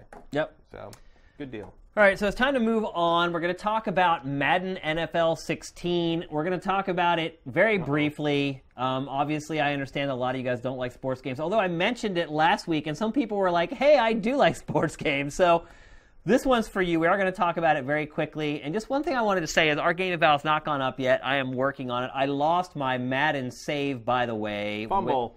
Yeah, man. I had already played like a ton of the franchise, and my system never uploaded my save to the cloud. So Sony really needs to expand the cloud. They need to fix it, And so if I don't get my old console to work again, which I'm looking into like getting it repaired, the HDMI port repaired instead of, using the new one I just bought, if I can't get that, I have to start the whole thing all over again, which really stinks. So Madden has been getting crazy high scores this year. Crazy high scores. And there were years past where I was an outlier and I would give Madden a good score and everyone would just be like, it's the same thing all over again. And I'm a huge football guy and I would be like, no, it's not. If you actually play this game for more than 3 days to review it and start digging into it, you'll see that there's a lot different about this game. And so reviews went up. It's getting 8s and 9s, and I got it late. I didn't get it until the day before it came out or something like that. And I was expecting I was like, man, these people who usually hate on Madden are loving it. I'm like, this game is gonna be the shit.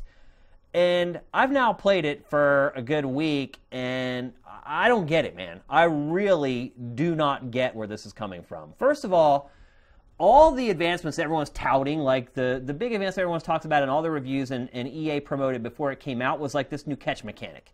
So basically, once you've thrown a pass and the receiver is waiting for the pass to come, you have 3 different buttons you can press. One is to go up and get the ball. One is for a possession catch to just make sure you catch it. And the other one is to make sure that the guy runs as soon as he gets it. So it's a run after the catch type thing, and there's risk rewards involved. If you try to run after the catch, there's a chance you turn up field before the ball gets there and you don't catch it. And if you try the possession catch, you basically just fall down as soon as you catch it.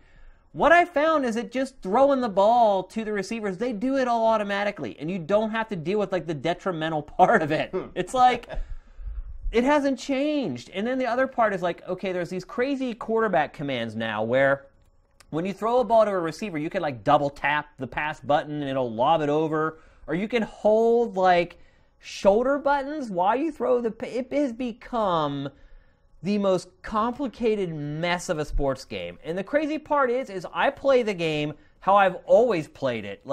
You can use the analog stick to lead receivers into an empty part of the field. You can hold up to throw it a little high. I play it the same way I've always played it, and it works just as well as using these crazy cockamamie controls that they've instituted. The other thing about Madden that they always do is they say, hey, we have this new feature, but it's really an old feature that they repackage and relabel. And that's exactly what I feel like this pass catching stuff is and the quarterback controls. It really doesn't add anything to the game, which, fine, Madden was pretty good last year. Re-releasing that game with new rosters is a ripoff, but at least it would still be a good game. But the thing is that this Madden, it really doesn't do anything new, and people have rewarded it as if it does. And so it's this weird, world that I just read these reviews, and I'm like, but last year's game did the same thing. It was just called something else. And so people who are watching this show right now and you're thinking about buying Madden because you've seen all these crazy reviews that say it changes the game like crazy drastically, it really doesn't. And the other problem I've had is a ton of glitches. I've had the game crash. I started a franchise. I played to the 5th game of that franchise. And look, man, playing franchise games, it takes a lot of time. Went to save it, it just completely crapped out. Didn't save it. Some message came up, said, saving to the cloud. Can't save to the cloud. Crapped out, lost all my franchise. Wow. Yeah. It's like the game has crashed during gameplay, like in menu screens. It's gone to like the main menu screen that has like OBJ, like they're animating, like basically the splash screen, and it's just died. I'm unable to like use any buttons. Like, and look, this is like PS4 retail, already patched. Like, I don't know how these people have not discovered all these problems. So, but on a scale of 1 to 10, how shiny are the helmets? The helmets still are not perfectly round, by the way. Really? Even with all the polygons that the systems can push, they're still not perfectly round. They show a close-up of the helmets after every game, and you can still see like the polygons in them, which blows my mind. Like, I don't know where the polys are going that they can't make a round helmet. So like, I can't really speak to the game because I haven't played it, and B, I'm a super casual football fan. Right. But just so people at home know, let me explain to you. Shane here knows football probably better than anyone else I know personally. I watch a lot of football. He is the quintessential Philly sports fan. No, I'm not a Philly fan. No, not a fan of Philly, but like I know people from Philadelphia tend to be like sports fans on this like super crazy level of like they can rattle stats off back to like 3 generations ago off the top of their head. Like they just know the game and they know everything about it. I mean, fantasy drafts at Shane's house are things of legend in Los Angeles. I don't go to them because I wouldn't pass the entrance exam. Yeah. Just to put it in perspective, I'm in 5 fantasy leagues this year. 5. Like, I watch pretty much. I have Sunday Ticket. I watch pretty much every game at once. I watch 8 games at once on my. Like, I know football. I know football video games. I've been reviewing them. I reviewed every Madden for GT from the day I walked in the door until the day I walked out. I reviewed all the Madden games for X-Play for all those years. I reviewed sports games at GameSpot when I was there. Me and Ryan Mack would tag team sports games there. And I'm telling you, like, this game is nothing special, man. Like, I will say one thing that impressed me with this game is the animation and the visuals. Like, some of the tackling animations literally, like, blew my mind, some of the stuff that the players do. Like, the context-specific animations, like, just after a play, when players are, like, walking back to the huddle, they'll kind of run into each other and bump into each other. It used to be this very awkward thing. Now it's just, like, smooth as butter, man. Like, they'll all get out of each other's way and, like, tap each other on the shoulder pads, like... There's lots of cool little details in the graphics, but as far as playing this game, I am not impressed, Matt. I am really, after seeing all those reviews, I was like, woohoo! Like, Madden's back, baby! And, like, I'm not seeing it. So, to sum things up, to not spend too much time on it, if you are one of these people who've stepped away from Madden all these years, you're seeing all these big review scores, I would seriously wait until the sifted game eval before pulling the trigger. There's plenty of other stuff to play in the meantime anyway. So all I'll add is that if Shane says it about football, I believe it. Yeah. So listen to the man. I appreciate that. So next we're going to move on to one topic, the only topic in this week's show that is not game specific. Like, normally we have to find other, like, cultural topics or controversies to talk about. Now, this week has been an avalanche. Not so much. Like, and in fact, I think probably for the rest of the year, GameFace is probably going to have mostly game-specific topics unless something crazy happens.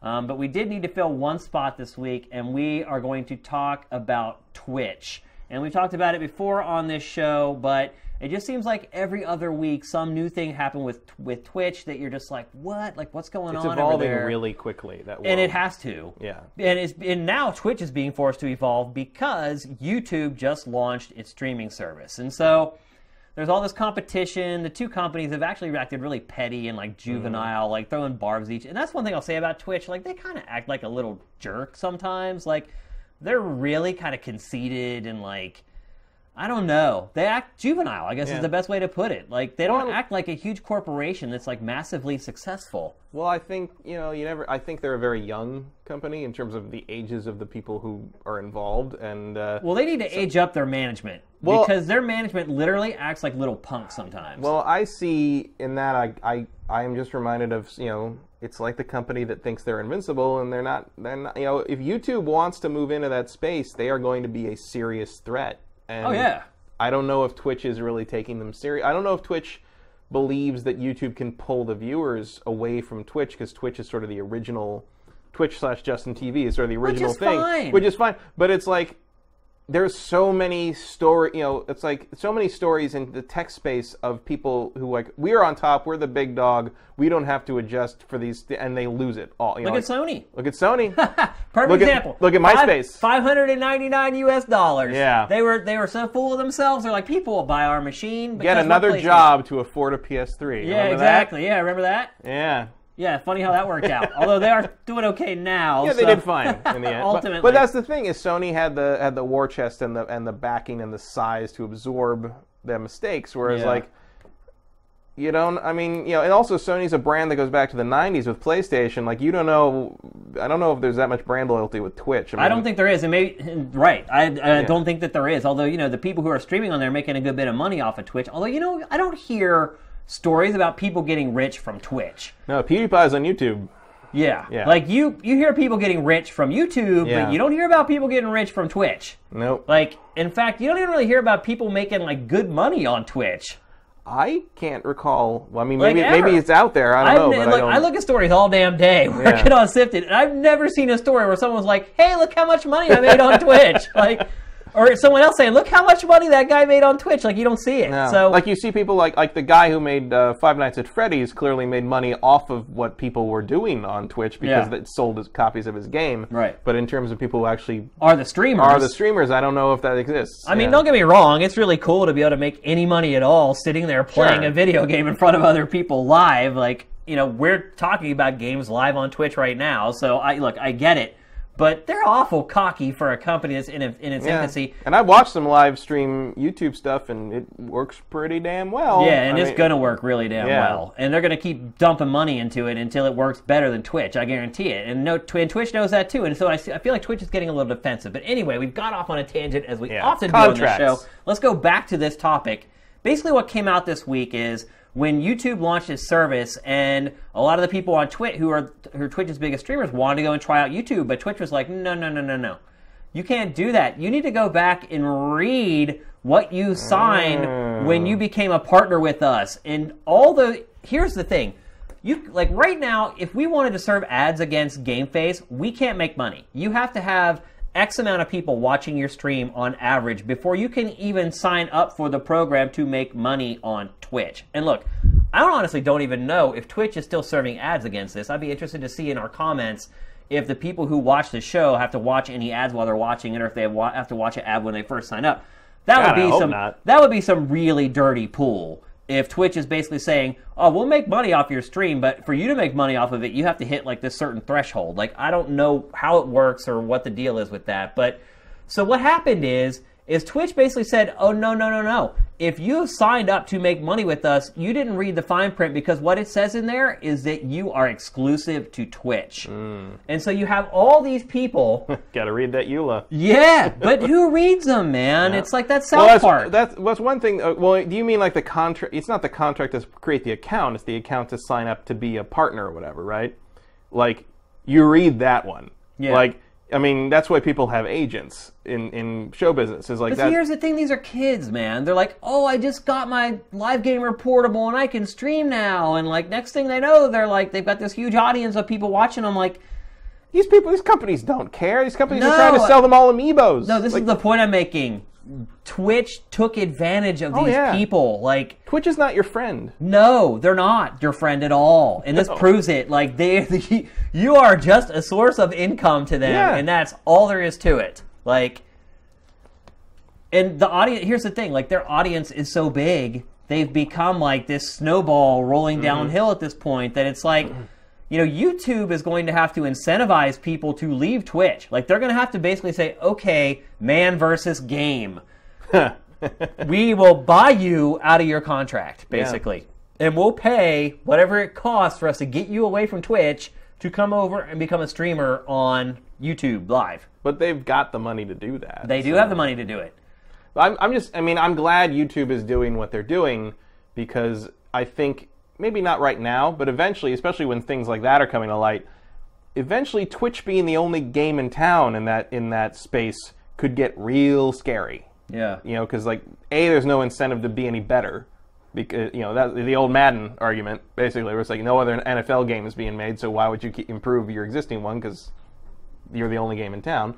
And then YouTube, I hope will keep them on their toes. You want that competition going back and forth, and it's going to be real interesting to see. It's going to be real interesting to see if, because people, we're too young to remember this, but it's not entirely off of what happened when TV networks were starting to kind of come, and radio networks were starting to kind of come into existence, where you had to build your stable of reasons for people to tune into you versus into NBC versus CBS. Yeah. And you're going to kind of see this, I think you're going to see this kind of network war between YouTube gaming or YouTube streaming and Twitch. Oh, for sure. And that could turn out to be real good for viewers. It could be good for viewers. It will guaranteed. But eventually, you're going to have the talent contracts are going to have to stabilize somehow. And I said this when we talked about... It's going to be great for viewers, because it's going to push their services to get better. But here's who it's going to be really good for is ultimately the streamers. Yeah. Because they're going to end up in the middle of these bidding wars between Twitch and YouTube. And look, I'm glad it's out there. And that's where the real money gets made. That's where you will finally see... Hey, this Twitch guy made a ton of money. Because I mentioned this back when we talked about PewDiePie's yearly income, where people are freaking out. It's like, oh my God, $7 million. That's he's making so much ridiculous amount of money to play. And I'm like, to play video games online. And I'm like, dude, he served 8 billion views. What you don't realize, he only made $7 million. I'm like, you don't even get a major movie star in the building for that much money. He should be making a lot more. Well, what you don't realize is that YouTube made $80 million off of those views. But what I'm saying is if this competition heats up between YouTube and Twitch, you could finally see if the streamers and the players kind of play their cards right, they could end up with a much fairer deal for to be these important draws. Oh, they'll have to be, and there's going to be agents popping up to represent these people. Possibly, you might even end up with some kind of SAG interest, Screen Actors Guild interest. Yeah. I mean, this is going to change. This is going to, this could be the beginning where years from now people could point to this little competition heating up right now. People could point to this as the legitimization of the internet. That's true. In terms of it could be an entertainment medium, the genesis of it all, for sure. And whether you think that's a good thing or a bad thing, I mean, look, a lot of YouTubers already have agents. Yeah. CAA opened up a YouTube wing 3 years ago. Maker's been handling a lot of that stuff. I mean, it's a real thing, and it's happening. And at a certain point, even if they're kids, even if they're doing these, even if what they're doing you think is stupid, they have an audience, they have eyeballs, they have play, they have draw, and they deserve to be paid for that. It's all about eyeballs, man. Yeah. That's what it really comes down to when you're talking about money. And especially since they have the eyeballs of a generation that is exceptionally difficult to get eyeballs from. Yeah, because they're all cutting the cord and leaving television. And they're, the 18 to 34-year-old male is always going to be the demo that everybody wants to hit. And so get ready to see millennials in 5 years. Yep. So get ready to see some real interesting corporate entities start to circle this Shark Tank a little bit, I think. But here's what I would also say, just to kind of close it out, is that Twitch needs to grow up. You can't act like a little punk kid on the corner, who's getting his lunch taken. It needs to act like it's an adult, like a real corporation acts. It's going to have to start learning that it can't swindle its talent. Because that's the other thing, too, is these people are talent now. Mm-hmm. And talent watches how things work, and they watch how because Twitch is a network. YouTube Live is a network. Let's just extrapolate TV out onto the internet now. They're networks. They're TV networks. And so, they're going to be watching. The talent is going to watch. How are they treated at YouTube? How are they treated at Twitch? Oh, they maybe signed this agreement that I didn't even know was there. And they didn't have a big disclaimer saying, hey, make sure you're exclusive to us when you sign this. Should have been bullet pointed in there somewhere, and it wasn't. So Twitch has got to clean up its game. Well, Twitch is either going to have to learn that, or they're going to have to be taught it. Yeah. And I have a feeling it's going to be the latter. Yeah, you may be right. It'll happen because at a certain point you're going to have a reality. YouTube Live is going to hit a point where it's shit's going to get real for Twitch, and they're going to have to, play ball in a way that they haven't yet. Yeah. And that's when it's going to get interesting to watch. Yep. So let's move on to the last topic of the Big Six. The other big game to come out this week, at least we thought it was going to be big, Mad Max. Mad Max. Mad Max. Mad Max. Mad Max. I'm about 5 hours into Mad Max. Yeah. I've only played it for like 2 hours. But I honestly don't know if I want to play it anymore. I like it. I don't love it. I like it. We have somebody else handling that game eval, and so I wish them luck. But I like the way all the individual pieces feel. I don't know if they're more than the sum of their parts. I don't know if they all come together to form a particularly cohesive whole. But I enjoy fighting cars. I enjoy the chunkiness of the fisticuffs. Yeah.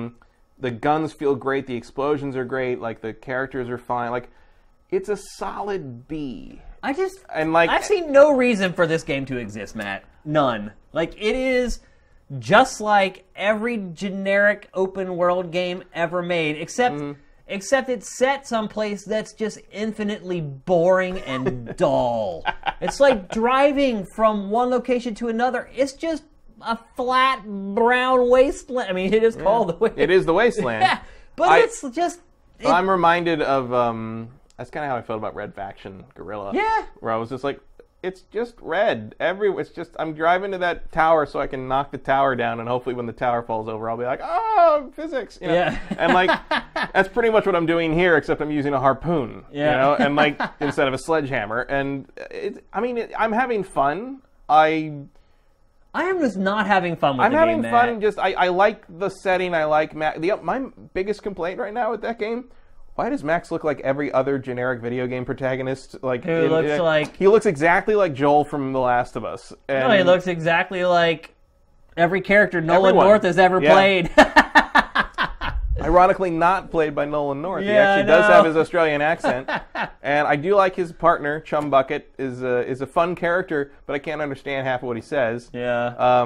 But he's like driving around and like using harpoons to pull people out of cars and like grinding. I mean, I like that. You know what I like the most about the game is the car stuff, the car combat. Which is like after Batman Arkham Knight, I'm just like, Warner Brothers, like one miss, one hit with the car stuff. Good work. Yeah, I don't know. If the car stuff in Batman Arkham Knight was more like this, I would have been having more fun with it because it feels more visceral. It feels more attached to the ground, I guess. Like I don't feel like I'm out of control half the time. And if I do feel out of control, I can upgrade the car, change the car's parts to add handling or to like do something.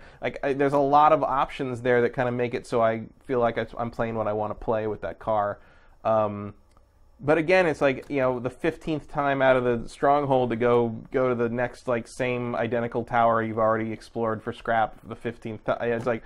It's like am I going to finish the game? I don't think so. I feel like I'm going to get distracted at some point this month, and I'm never going to go back to Mad Max. I know it's going to be like the Saboteur, where the Saboteur it's the same thing. I was like, I love this. I love the kind of what you're trying to do. I like all the individual pieces, but like, I know I'm not going to finish you. There's no way I'll finish this game. It's just so much. I don't even know if I'll go back to it. In fact, there was one review where the author of the review, I can't remember, maybe it was Kotaku.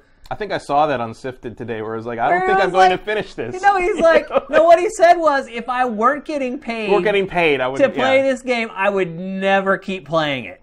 And that's exactly how I felt after just a couple hours. Like, I was like, I've seen everything in this game in other games before. Like, there's nothing new or unique about it. Like, the car combat a little bit, but...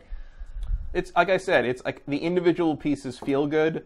I don't know if they combine to form something Voltron-esque. The other thing I would say, too, is there's some jank in this game. Like, the combat feels janky, and it's like, I feel like I had talked about this a few months ago, or a couple months ago on the show, about how the game looked janky to me. And I feel like I've developed this sixth sense where I can watch a game being played and I can tell if it's got jank. Like, I picked it out from this game a long time ago, and as soon as I started playing it, I'm like, this feels exactly how I thought it was going to feel. Like, the responsiveness is just not there. It feels really floaty and like...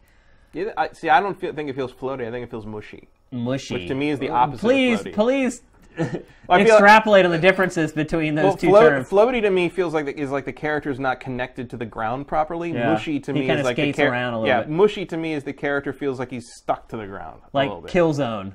Yeah, that's a good comparison for mushy. But like to me, I feel like he doesn't move like when I'm in a fist fight, like I guess probably because it feels so much like Shadow of Mordor or Batman, because it's clearly based on the same kind of combat idea. Yeah. Like he doesn't like jump to the next guy enough. Like I keep missing basically. Like I'm like, okay, counter, punch, knock, stun that guy. Now there's a guy coming over on this side I want to punch.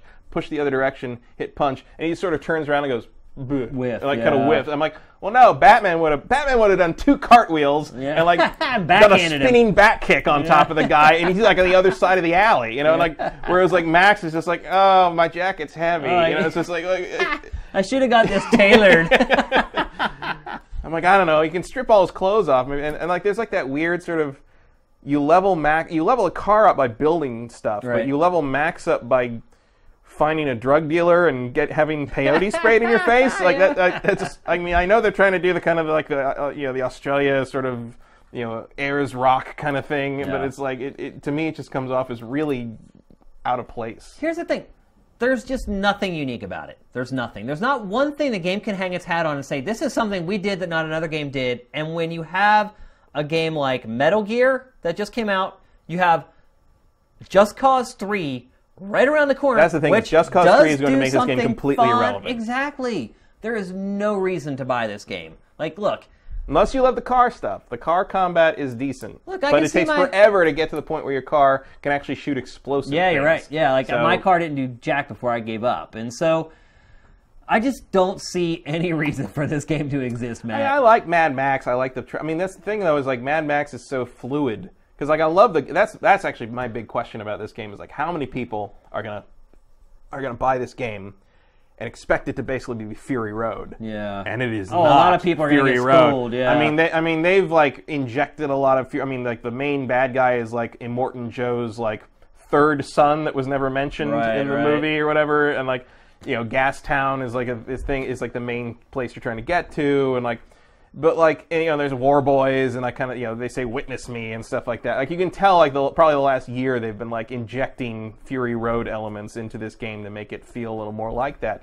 But it's not that. It doesn't look like that. It doesn't feel like that. It doesn't have the character of the movie. It doesn't have any of that to it. So I have to think that someone who is like, oh, I loved Fury Road, I want to play the game. You're going to boot this game up and be like, what the hell is this? Also because every Mad Max story is detached from all the other Mad Max. Like they're all self-contained. They're self-contained legends of the wasteland kind of thing. So like, even the movies don't keep continuity, so this has no continuity either. I mean, he's lost that damn interceptor like 4 separate times or something. But like, that's what I wonder is like, if someone liked Mad Max, the new Mad Max movie, and they, and clearly that's who they're trying to sell this to in part because it came out the same day as the home video releases of the movie. If someone like that just happens to see it on the shelf in Best Buy when they go in to pick up the Blu-ray of Fury Road, and they pick it up, are they going to be happy with it? They might be. They might be. My next point was, look, if I were the one doing the game eval for this game, look, don't get me wrong, it's not going to end up with like a 1.8 or something like that. Like, looking at the game objectively, it does a lot of things fine, and it's a mediocre game, but it's just coming out at the wrong time, man. Right. It's surrounded by giants, and there's no way you're going to not even a giant. Like, Just Cause 3 isn't a giant, but... Well, I mean, like, Metal Gear and Madden and Mario Maker are like... those are much taller games. Yeah, there's just nothing unique enough about it for me to recommend it to somebody if they're looking for a game to buy. Like, if someone's like, what's up with Mad Max? I'd be like, wait for Just Cause 3. It comes out in a couple months. Or like, wait for a Steam sale. Actually what I tell them is buy Metal Gear, which we'll get to in a bit. Yeah, but I mean, I've enjoyed my time with Mad Max. I switched back to Metal Gear pretty quickly and didn't, it's amazing how dedicated you can be to a game when you have to switch discs. Yeah. And so I'm like, a couple times, like I've been like, oh, maybe I should go back to Mad Max. Let's just do another game. Yeah, I'd have to get let's up do on another mission of Metal Gear. So the disc is in the machine. And like, so nothing about it has really drawn me back to it after that initial kind of marathon session because I played it for like 5 hours in a row just to have a foundation for this show. Right. And then I went back to Metal Gear. But like, yeah, I don't regret it. mind it. I think it's a solid B minus, and sometimes I like to play a mediocre game. But yeah. I didn't like it, but I didn't hate it. But it was just kind of there. But it probably should have come out in like June. Yeah, that would have helped. When no one had anything else to play, and also when the movie was relevant, and it probably would have done a lot better then too. But, I feel like it's. But look, playing this game, you could tell they couldn't have put it out then. It would have been a disaster. Yeah, clearly they had. It would have not been finished. Yeah. But on my thing, when you get the game, like it has the code for the Ripper, the Ripper body. The code didn't work until like the next day. Well, that's been happening with a lot of games lately, where DLC codes inside games have been working. The other DLC worked. Yeah. But the Ripper thing wouldn't work until the next day when I tried it again, and then it worked. And then it turned out that you can just switch bodies anytime you want, so who cares? Lots of data to juggle at PSN and Xbox Live for that stuff. So. They need a lot of people to keep track of all that stuff. So yeah, I can't say I hate it, but I can't say you should spend $60 on it. Yeah, I think we're both in agreement on that one. All right, so that's going to do it for the Big Six for this week's show. Our trailer of the week. So here's the thing, Matt. I don't know if you watched the Kojima debriefing sort of mini documentary for Metal Gear Solid 5. Did you watch that? No. So it's a mini documentary. It lasts probably around 8 minutes or whatever, and essentially it's like Kojima's like farewell, I guess is the best way to put it. Like he talks to like Jeff Keighley and journalists. He talks to like people that he's worked with on the games for a long time to get their perspective on what it's been like working on it. But then at the end, he some kid who had cancer had sent him a letter or emailed him like a year ago and said, I'm a big fan, blah blah blah, and so the team working on the game was like in the doldrums of like crunch, and they were like, according to Kojima, they were starting to fall behind, and the team was starting to lose focus and hope in the project because it had kind of become overwhelming. And I guess this kid kind of lifted their spirits and reinvigorated them. They're like, look, we don't have cancer, like life could be a lot worse. We're working on video games for a living. And according to Kojima, it kind of convinced them to plow forward and finish the game. And so the end of this documentary, Kojima goes to visit this kid with cancer. Well, the kid has passed away and is no longer alive. And so he's at the house with his parents and like his siblings and everything. And they're talking about how, he loved your games. And, when he was doing chemo, playing video games was like the only thing that would take his mind off of it. And they kind of got him through chemo, even though it didn't ultimately work. It helped him while he was going through it. And then there's a scene where they go into the kid's bedroom, and Kojima walks in there, and like it's still exactly the way it was when the kid like passed away, and like it is just really moving. Like if you watch that and don't get a little choked up, like you might want to check for a pulse. And so initially I was like, man, I should probably run that as a trailer of the week. But it's like 10 minutes long, and so I decided against it. Go on Sifted and watch it. Like, you can probably fast forward through the first 5 minutes of it because it really is just like people saying, I loved working with you, and we made great games together. Or Jeff Keighley saying, I loved working with you and doing interviews with you. But the end of it is really, really powerful and impactful. So I highly recommend going on the site and watching it. But instead, the trailer of the week this week is Halo 5, the opening cinematic. Have you watched this yet, Matt? I saw the shots of Nathan Fillion, but I haven't watched the whole thing. Okay, so we'll talk about it when we come back. So watch it here on the monitor, here in our studio. Here it is, the opening cinematic for Halo 5 Guardians.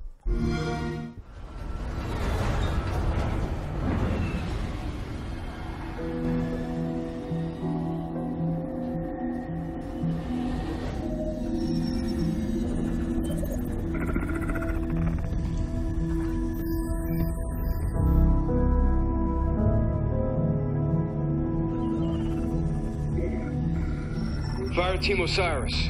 Over the last 72 hours, 5 colonies have experienced identical events. Massive destruction, Forerunner and Origin. And Dr. Catherine Elizabeth Halsey has managed to contact us. She claims to have information on these attacks.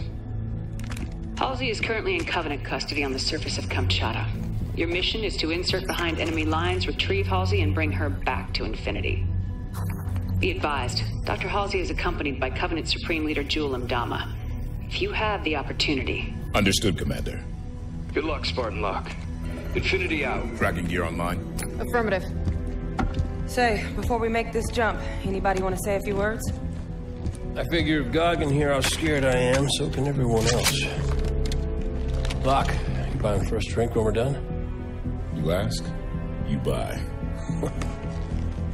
Fire Team Osiris. The light is green.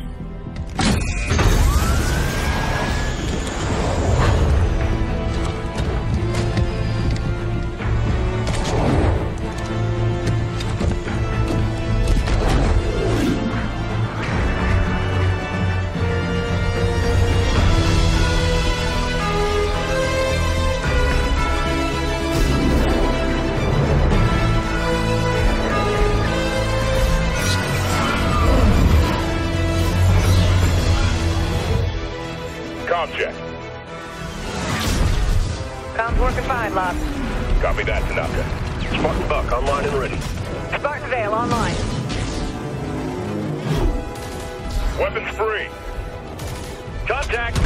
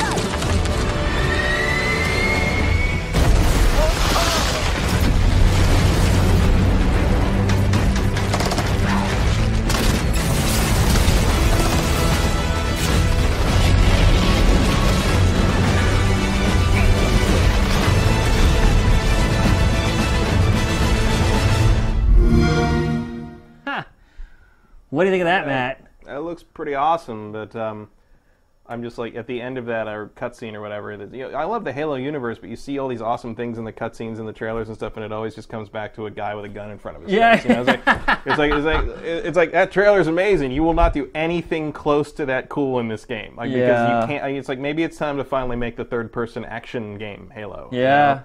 Like where you can actually do stuff like that. Maybe it's time for the Devil May Cry of Halo games or something. Did you notice anything else about that trailer? No Master Chief. Yeah. Yeah. Isn't that crazy? Well, opening cinema for a Halo game. Yeah. Well, I mean, the dual story thing with Locke and Master Chief is clearly a thing. You know, they're committing to it, which is interesting after the dual story with Master Chief and the Arbiter was not well received very well in Halo 2. I actually liked it, but a lot of people didn't like it. I still kind of feel it was a mistake to personify the Covenant. Yeah. A little to see what they were thinking.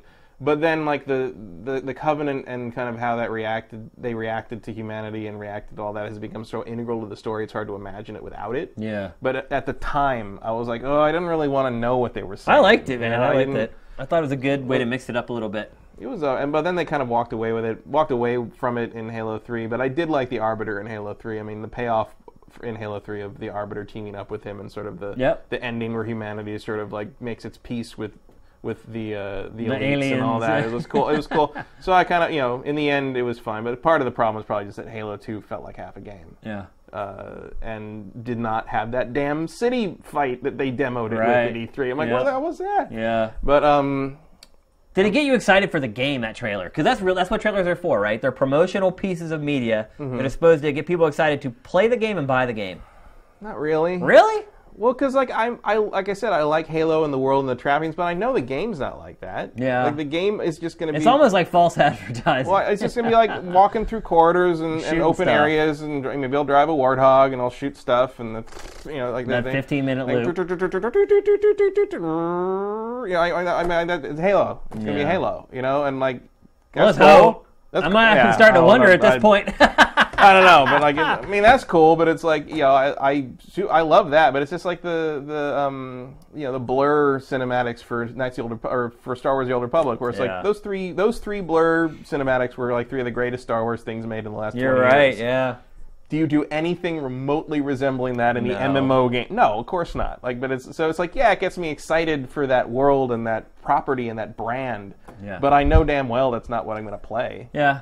So, like, I guess I'm kind of like torn on it. I'm going to play Halo 5. I mean, you have to play Halo 5, especially if you're on a show about video games. And it's like, but it's just like, it's one of those things where, I don't even really need to be hyped for Halo 5 because I'm going to play Halo 5. I'm going to play it regardless, so. It's like Zelda Wii U. It's like, I'm going to play Zelda. Like, I don't care. I don't need to see another trailer. I don't really need to know anything else about it. Like, I'm going to play it. You don't need to show me another Star Wars Force Awakens trailer. I'm going to be in the theater. Yeah, exactly. That's why I don't watch any of the trailers. So, but I mean, that's great. I mean, I love the Halo stuff. I love the Halo trappings of the world. I love how all that stuff looks. Like, and it's a very inventive. I don't know who made that cinematic. I don't either, actually. But again, like the CG actually, I didn't think was that great. The CG is not that great, but the choreography. Like the people who fight, choreograph, or storyboard these things do not get enough like respect and love and praises sung. Like whoever choreographed that thing or whatever people did should have their damn names in the corner. Right. Yeah. It should be like cinematic choreography by whoever because Right. These people. That's what makes or breaks these trailers. Absolutely. Ultimately. Yeah. Like these and that is some really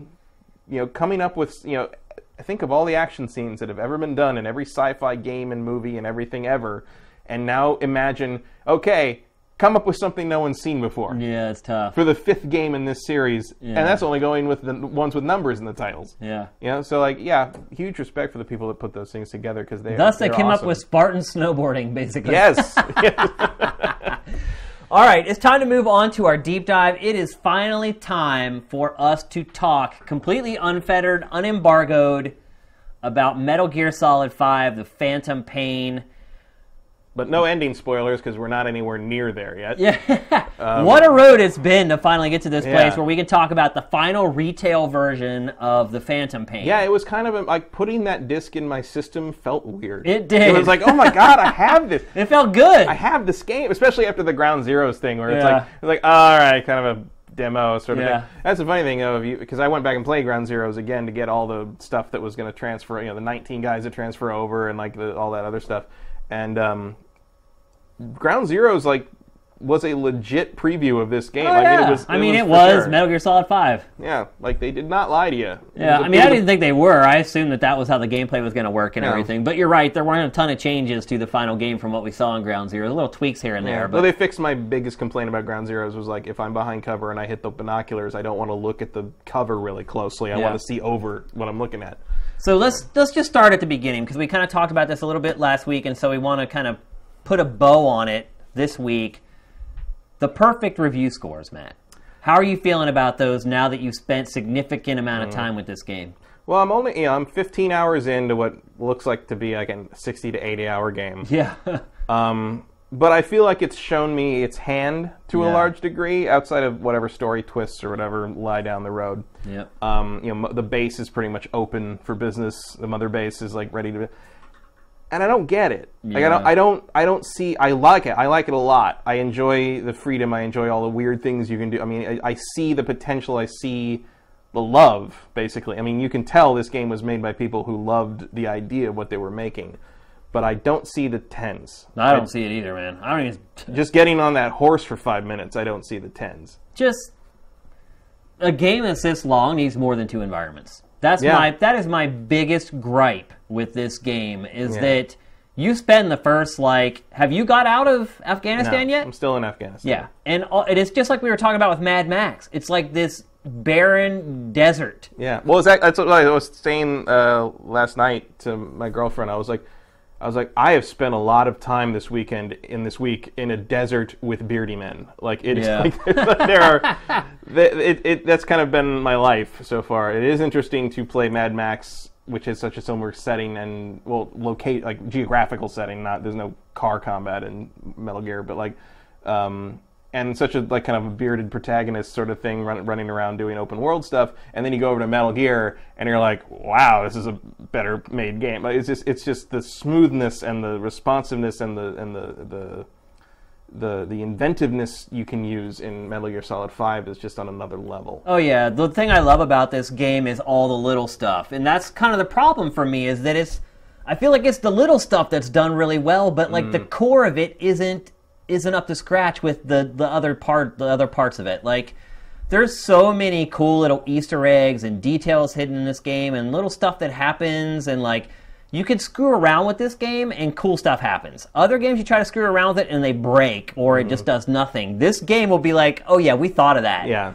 But I feel like they spent a ton of time working on little stuff, like making it a Kojima game, and not enough time making it a great open world game. Like, it's very repetitive. Like, I feel like after, like you were just saying, like, I've played it 15 hours, I feel like it's shown its hand. It has shown its hand, Matt. That's what I can tell you. Like, having played double plus of what you're saying, it has shown you pretty much everything as far as how the core game plays. Like, and so when you start comparing it to other open world games, like, let's say take like Assassin's Creed. Like, he had said that was one of the franchises that inspired him when he was building this game. You shared an anecdote before we started recording about how, yes, this very much influenced this game. Yeah. He wanted to make an open world game for Metal Gear Solid 4, and his team basically, this is what you hear in bars near E3 when everyone's had a few drinks. Yeah. Back in the, but so I don't make any claims of how valid any of this is, but from what I've heard, it's probably pretty freaking valid. Well, I've heard is basically his team told him it can't be done. Yeah. And then he went to E3 and Ubisoft showed Assassin's Creed for the first time, and he was like, "What the hell? Like, you told me you couldn't do exactly this." Yeah. And so he worked with. That's why Snake has an Assassin's Creed outfit in 4. Is he worked with the Assassin's Creed people to kind of, with Ubisoft to kind of understand how that was done. So like, I think this game is what he's wanted to make for like 10 years. I mean, and you can see it warming up in Peace Walker. Like, Peace Walker, oh, for sure, it had like the whole Mother Base thing, and it was just like the scale wasn't what this is, but it's like you can see that kind of prototype happening. And then, but the thing is about this game is like the more I play it, I'm like, this is Assassin's Creed. But a clunky Assassin's Creed. And it's like the things that people complain about in Assassin's Creed, they're all in Metal Gear Solid 5. And like, worse. And like, you've got your base that you don't really have any way to meaningfully interact with. You have There's just a bunch of like meters going up. Yeah, you have the development stuff, which is just like you're paying like meaningless sums of nondescript currency to like get slightly better equipment. You're sending guys that you never see and never meet and never interact with out on like these missions that are just like timer bars filling up, and then maybe you get a reward at the end. I mean, it's all the same thing. Yeah, except for the parkour is awful in Metal Gear. Yeah, well, Snake ain't a jumper. No, he's not much of a runner either. Like, my biggest complaint he's got a lot of stuff on his back. Yeah. My biggest complaint with the gameplay is that there needs to be a cover button, because it's weird. The cover system sucks. Sometimes it doesn't agree with you. No, it sucks, dude. Like, you cannot attach to a wall and know you're going to stick to that wall. Like, sometimes you go to pop out a cover and shoot, and you'll just run away from the wall and run out and get shot. Like, they need a button. The other part, too, is, like, sometimes you're trying to run away from enemies, and you're trying to run into a building to get away, and, like, he attaches to, like, the door jamb, and then you're like, oh, crap, and you're trying to get him through the door. Then he attaches to the other side of the door jamb. Like, again, the details are there. The really cool Kojima stuff is in there, but I feel like the base part of it just isn't quite up to scratch. So I think we're kind of on a very similar page with this game, and we've been doing this a long time. Yeah. What is someone who gave this a 10 out of 10 scene that we're not seeing? Look, first of all, let's rewind here a second, because I love this game. It's great. I am loving the hell out of it. I've played 30 plus hours of this game, and I am enjoying it. I'm not tired of it. I would never write what that guy wrote about Mad Max, about how if I weren't getting paid, I wouldn't finish this game. Right. Like, I am enjoying the game. So don't get me wrong. We were just talking about 10s and perfect scores and things that we found in the game that would make it no way in hell we would ever give the game a 10. And so we're trying to find issues with the game. And the game has issues. It's not like we have to really search for them. So don't think that we're just slagging the game. I'm sure there might be people in chat right now saying, you guys are crazy, blah, blah, blah. Why are you slagging on this game? We are both enjoying the game and having fun with the game. For sure. But when you're talking about 10 out of 10, there's way too much wrong with this game for it to get a perfect score. And in a lot of these reviews, like, you're talking about 100 out of 100. Right, like on a 100-point scale. Yeah, it's not even like a 10 out of 10. Yeah. And like GameSpot does that, where like they and they did it again. Every time they give something a 10, they put up there, here's all the games that have ever gotten 10s. Yeah. and here's why they got 10s, and like they kind of like bring that primer back to like kind of like explain like here's how we do it. We don't take this lightly. Put it in context, yeah. Yeah, we don't take this lightly. It's we understand what this means, that kind of thing. And I mean, some stuff holds up, some stuff doesn't. I do not simply live in a world where Chrono Cross was a 10 out of 10. Yeah. But it was a long time ago. Well, but, I think Tony Hawk's Pro Skater 3 was... Yeah, of all the Tony Hawks, that would not be the one I would give. No, I would say that's the best Tony Hawk, in my opinion. I like 2 better, but I don't know all that I think much. 3... Well, we shouldn't get an argument about Tony Hawk right now, but I actually agree that that's the best Tony Hawk. Although, Snake was in Tony Hawk. I know. So it's still relevant. We're not totally off in Crazy Town. But, like, yeah, just the horse, like, would keep it out of perfect score territory for me. The horse... Here's the thing. The horse normally isn't an issue because it's a means to get from one place to another. But there are a few missions in the game where you are under a time constraint and you need the horse to perform. And literally, I just wanted to get off the horse and shoot it in the head, dude. Like, oh my God. I mean, honestly, I was telling you before we recorded this, there was that mission where I had to use the horse. I got so mad. I have come the closest I've ever come to destroying a controller, and since I've been like a professional in this industry. Like, I used to do it all the time whenever I just played games for quote-unquote fun. But since I've become a quote-unquote adult, I've kind of refrained from that. I literally almost smashed my controller. Like, I was so mad. Like, there's nothing that infuriates me more when the game costs me time out of my life. Just because it was janky or busted. And the horse in this game... Again, you don't notice it most of the time because you're just kind of running around, galloping around. But when you need it, if you need it to be precise, it's a piece of crap. And look, it's not the only game that can handle horses. Like, name me one game that's done well with a horse. I would say Shadow of the Colossus. Probably the best horse. Example. Yeah. But even The Witcher 3's horse had issues. Like, it's better now, but like it was definitely Jerry pre-patch. It's just something that's hard to do. Yeah. And unfortunately, Metal Gear is another game that hasn't managed to nail it.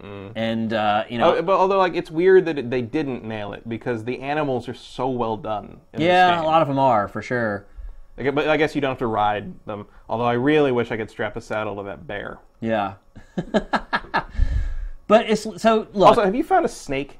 No, I haven't found a snake. I hear them all the time and I can't find them. I've never even heard them. I've heard the hissing of the snake, and I look around and I can't find the damn never snake. Heard them. I know the snake because there's a mini game where you can like, or a mini collection thing where you can like collect all the animals, right? And like they're supposed to show up on your mother base, but I have not seen a bear on my mother base. I collected a bear. And I got a bear too, and I haven't seen him show up at the base. I've seen footage of sheep at the base. I haven't seen a single animal at the base, actually. I could staff one of my damn platforms with all the sheep I've captured, but like I don't see them.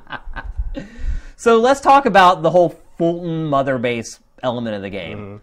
Initially I had read some previews and saw some interviews where they had said that Mother Base was going to be a much bigger element of the game than it is. Basically, Mother Base is just kind of this place you go back to and you see cutscenes here and there, and you kind of admire your progress. It's like the video game world's most elaborate progress bar ever. Like, that's what Mother Base has become. It's the mansion in Assassin's Creed 2. Yeah. That's all it, and it's just as little to do. There's really nothing to do there at all. Like, they have like those target practice things that they have at like each one of the modules that you there'd at least be expand it to. Yeah, or at least like a room where you could go and like talk and like, but all the cutscenes happen like right where you land the helicopter and the helicopter won't leave either. Yeah. Like, there's a lot of stuff with like various people coming out and talking to you and things, and like the helicopter doesn't leave till after the scene, so everyone's just sort of having this very serious conversation. Like, you wouldn't be able to hear anything, and everyone would be blown off the oil rig at this point anyway. But it's kind of that Kojima sort of like, I pay insane attention to realistic detail until it comes down to like the guy who's made out of fire or whatever, And I mean, you have to suspend disbelief. Right. Also, tell them what you told me about the guys who wander around on Mother Base, because I didn't know that, and I would have liked to have known that. So when you go back to Mother Base, sometimes when you land, there's guys there that are saluting you. Those guys are not a part of your team yet. You have to subdue them and Fulton them to make them a part of like your research teams. So, Matt, you just assume the guys walking around were already a part of the team? Yeah, I did not realize that they were not part of the team because they're on my damn home base. So, like, But why would they be on my at the team? beginning of the game, they make you do that so that you can add them to your team. That's like one of the first tutorials you do in the game. Yeah, but I didn't understand that was like You had to keep doing it? Yeah, I did. I thought it was just showing me how the balloon worked without it, no. like not in a hostile area kind of thing. So let's try to keep this a little structured because otherwise we right. could ramble on this game forever. So let's talk about missions, and this to me is where the game really gets repetitive because. So let's talk about mission types. There's extract a guy, get info, blow thing up, blow something up, take out X number of vehicles.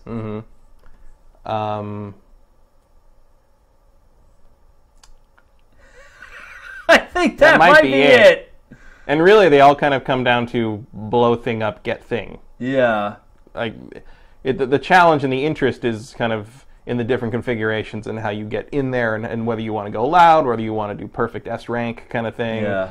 I've gotten 1 S rank in like 15. I mean, it's hard. Like they don't screw around. And like you have to. One thing I really like about it, even though I'm not good at it, is I like that the missions require you to really sit down on a hill or something outside and really take in the lay of the land and mark all the enemies as best you can and do that. And I inevitably screw it up. This is the first Metal Gear game that is really just an espionage game. For sure. And that's one of the things I love about it. Like, it finally has lived up to its name. Yeah. Because it finally is tactical espionage. it really is, yeah. Like, look, you can run and gun through this. Like, some levels I just do it. Yeah. Like, you know how when you start, like, a sortie, you can choose, like, the time of day? Like, if I want to just run and gun it, I choose daytime, so I can see all the enemies. If I want to stealth it, I choose the nighttime and do it that way. But you have to, like, case the joint before you go in. Like, you have these little outposts, and they all look the same, and they're all kind of built of the same elements. Like, I do feel like the world's kind of cut and pasted together in a lot of ways.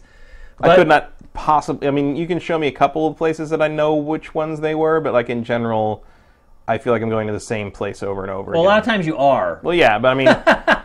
even though I know there are different locations on the map, it's just like, well, here's another thing that's made out of sandbags and concrete kind of thing. It's just, it's not...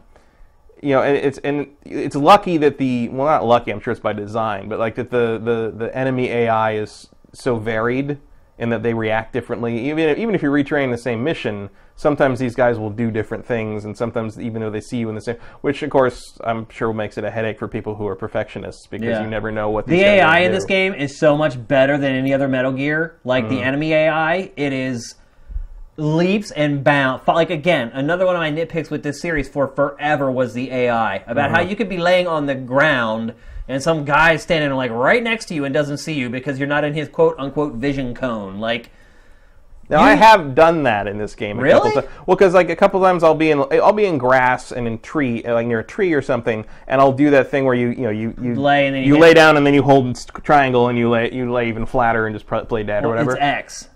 You tap X after you've laid down to go into that like different like rest triangle. mode or whatever. Build triangle. Yeah, you do. I always hit X. X makes you stand up. Oh, I thought I was always hitting X to do that.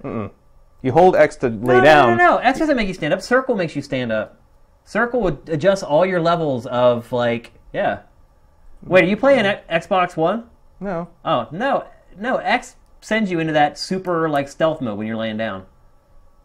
I think we have different configurations. Oh, yeah, I choose the shooter configuration. Oh, see, I use default. Well, there you go. That explains it.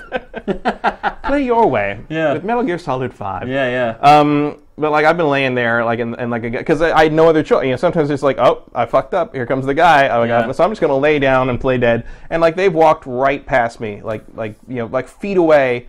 And like stand there. Yeah, but I mean, look, even Metal Gear Solid 4, there were times where like you're like laying on the ground, and they're like looking at you, and I've never had not anything quite like that. You. Like, to me, it's way better. Well, than it's also funnier to me because like I know they can't have your stealth rating be related to which weaponry you wanted to bring or needed to bring to a mission. But like today, I was laying down next to a tree in the grass, and this guy was walking. He was walking almost as close to me as you are. And he walked right past me, and I've got this giant rocket launcher just poking up out of. I mean, it's like just like boing, and he's like, and he noticed me when he turned around. Yeah. But like, so you're not completely scot-free. But then again, like I love the little things, the little touches where like he saw me, and like you get that little reflex motion where you can like you have like 5 seconds to shoot him, and I hit it, and instead I don't like at all, by the way. I hit it, and like instead of like getting up or switching into like, Snake just sort of like rolled over, pulled his gun out like sideways on the ground, and just shot him from there. And it was like this supernatural move on his. But I was like, that's great. Like you said, there's lots of cool little they stuff thought like of it. that. Yeah, like the little things, they thought of it. They thought of every single one. But they didn't get the fundamentals nailed. That's what drives me bonkers. And what you do most of the game is the fundamentals. Like the driving of the vehicle sucks. Like that Jeep. Like I cannot keep it on the freaking road, man. Like I don't know.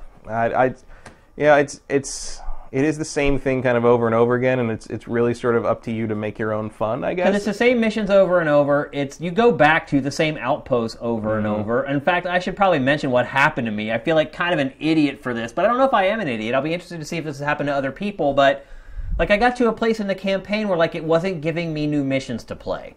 And I was like, what is going on here, man? Like I've completed every single mission, like I went and completed a couple side missions just in case there was some kind of a requirement there. Still wouldn't open up. So I went back and I started replaying all the levels I have played. And so you know how they work, Matt. Like each mission has like 5 objectives. And some of them you can do like all 5 or 6 or 7 at once. But some of them you have to go back again later with a vehicle or a specific weapon to get that one like check mark or whatever.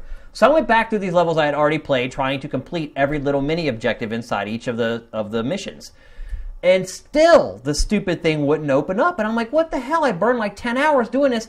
I go to the side mission menu, and I start scrolling down. And at that point, a bunch of missions had unlocked at that point. Initially, there was like a handful or whatever when I had played the first couple. And sure enough, there's a mission in the side mission that has a yellow title to it. And I'm like, what's that? And I'm like, well, I've played all these other levels already a million times. I might as well see what this is. I go, and that is what triggers the campaign to go forward. Which means it's not really a side mission. No, it's not a side mission, dude. I was so mad. And like, look, I'm trying to plow through this. I had the whole PlayStation 4 breaking thing that set me back. Like, I'm trying to get the review up for the users on Sifted. And I'm like all stressed out. And I'm like burning through these levels over and over again. For like 10 hours I did this, Matt.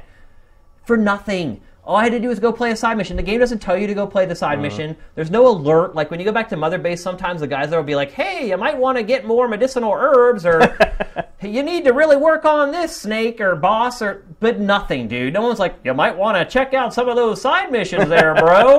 Nothing. I just kept playing these missions over, and look, I got really good at those missions. Well, your Mother Base is kicking rad. Yeah, so. And I mean, that is kind of the positive side of it, is that my Mother Base just became a beast, and it's way ahead of where it's supposed to be or at least it was, for the level that I was at and like the mission I was playing. And I have more money now than I can ever pretty much spend. But when you're trying to get through a game for review to share your opinion with your users, it's pretty frustrating to have that happen. And like, there's lots of little stuff like that where the game doesn't like give you enough information. And look, I like that sometimes, where like you discover stuff on your, like that rolling thing that happened, like that stuff like that's cool.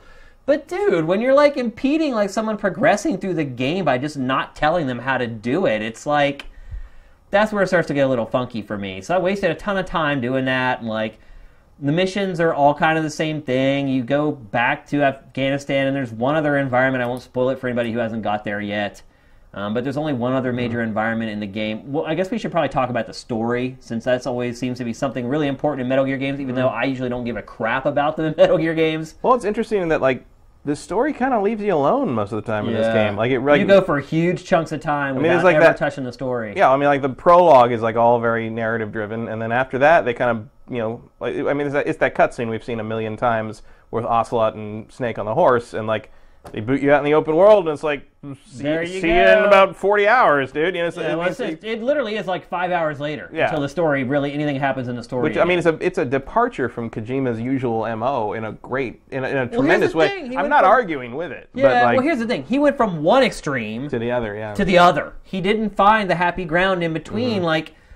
And again, when you're doing these missions in the same environment with the same objectives over and over and over again, like, it needs more story. I never thought I'd say that about a Kojima game. Or a little bit of, like, like it's hard. Like there's like the weird supernatural seeming characters that show up, and like I've been playing this open world military game so long that I like shit like that happens in the missions, weird. and I'm like, A, it seems weird, and B, I don't know how to deal with it. Yeah. Like I'm like, you haven't really taught me how that works, and it's like, you know, they're like, oh, use this thing. No, don't use this thing. And it's just like, well, what do you want me to do? Like, and I don't know if I'm supposed to not be seen, if I'm supposed to be seen. And then like you look at the mission objectives, and there's like, you know, the mission objectives like don't get shown until after you go to replay them, and it's like oh, don't get seen by these. I'm like, how in the world was I not supposed to? It's very weird in terms of like the tonal shifts of that. Sure. My biggest issue with the story is that it just fails to make me care. Like, I don't really hate the bad guy, because you don't see the bad guy doing anything bad.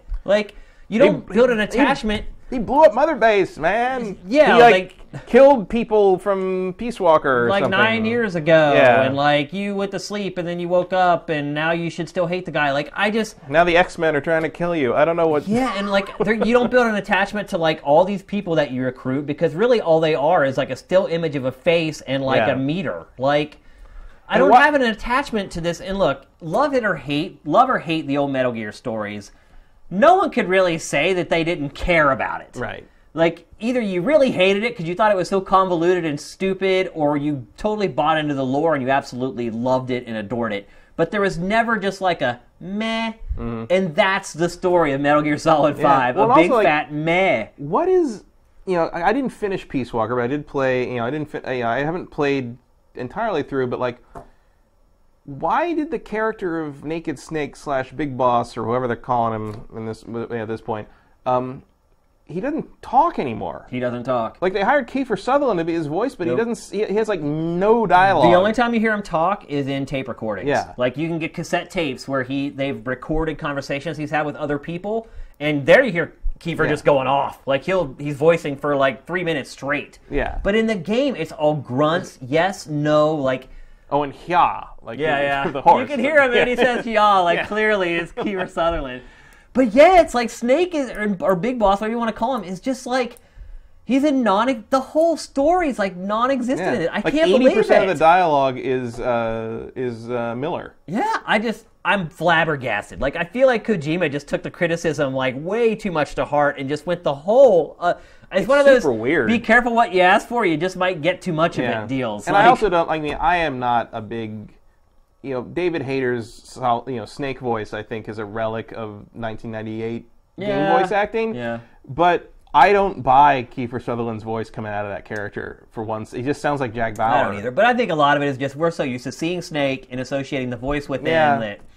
But at least I agree with you. But though. at least David Hayter right. had dialogue. You know, like he actually has a character. It is crazy how he's like a mute. I don't feel like I know anything about this Snake, and it's weird because like I know a lot about him because he was the guy in Metal Gear Solid 3. He was the guy in Metal Gear Peace Walker. I mean, he had a lot to say in those other two games. It's really bizarre. And all of a sudden, he just doesn't talk anymore, and you're like, well, did something happen when you were waking up? Because there is a thing at the beginning where like, oh, is it hard to talk? Like, you know, when you're first waking up in the hospital at the beginning. I'm like, but if that's supposed to really be why he doesn't talk much, they don't really get that across. Well, he talks. He does talk. He talks in the game, plenty in the audio tapes. It's a lot. It's weird how much of it is told through audio tapes and how much of it, especially since like. Well, the backstory you end up getting from, like, hearing random conversations from people at Mother Base. Like, two soldiers will be like, so you hear Big Boss was back in, like, 9 years. Yeah. And they tell you, like, the backstory that makes you care, but if you're not there at the right time, you'll never even hear it. Like, most of the story I've heard is about how one of the soldiers just really wants to touch the paw pads of the puppy. Yeah. They talk I about heard that one a lot. too, yeah. But, like, it's weird. And the other thing is, the guy doing Robin Atkin Downes, who's Master Miller, is kind of doing a Cam Clark sort of slight Cam Clark, which is who did Master Miller in the '98 Metal Gear Solid. Here's the other thing too. Sorry to interrupt, but watching these trailers, I am surprised that like the trailers show the whole story. Yeah. Like a lot of it. Like literally, like you've seen the whole first half of the game story, basically. Like I just assumed that like these were just like a snippet of the beastly cutscene. No, like these trailers show like the whole story for the first like 20+ hours. It's really crazy. You probably see more like non-interactive cutscene in the first like hour of Metal Gear Solid. Then you see for the next 15. Yeah. Yeah. It's like it's weird and. like Master Miller he's Robert Atkindown's kind of doing he sounds sort of like the Cam Clark Master Miller from the original Metal Gear Solid, and then Troy Baker is doing kind of a younger Southern twang version of Revolver Ocelot. Yeah. But like they still are much more serious, realistic performances.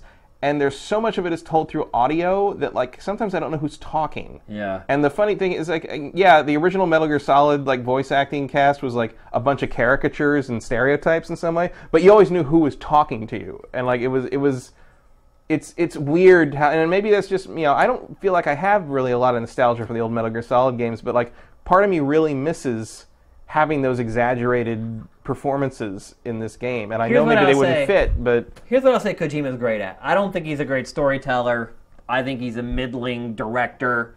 But one thing that he can do is create amazing characters that are intriguing. Like... Even if you don't like them, you remember them. Like, I don't want to spoil anything, but, like... that sequence at the beginning, like that guy that's in there and like his little hovering like sidekick, like they're awesome characters. Yeah. But they disappear. Right. Well, and you don't see them again for like 10 hours. Or like the Skull Squad, and so where you're like, what's that? It's like really... everyone's seen Skullface or whatever. Like I actually don't really care for that guy, but he has like henchmen that I love. Like they're amazing awesome characters, crazy, intriguing.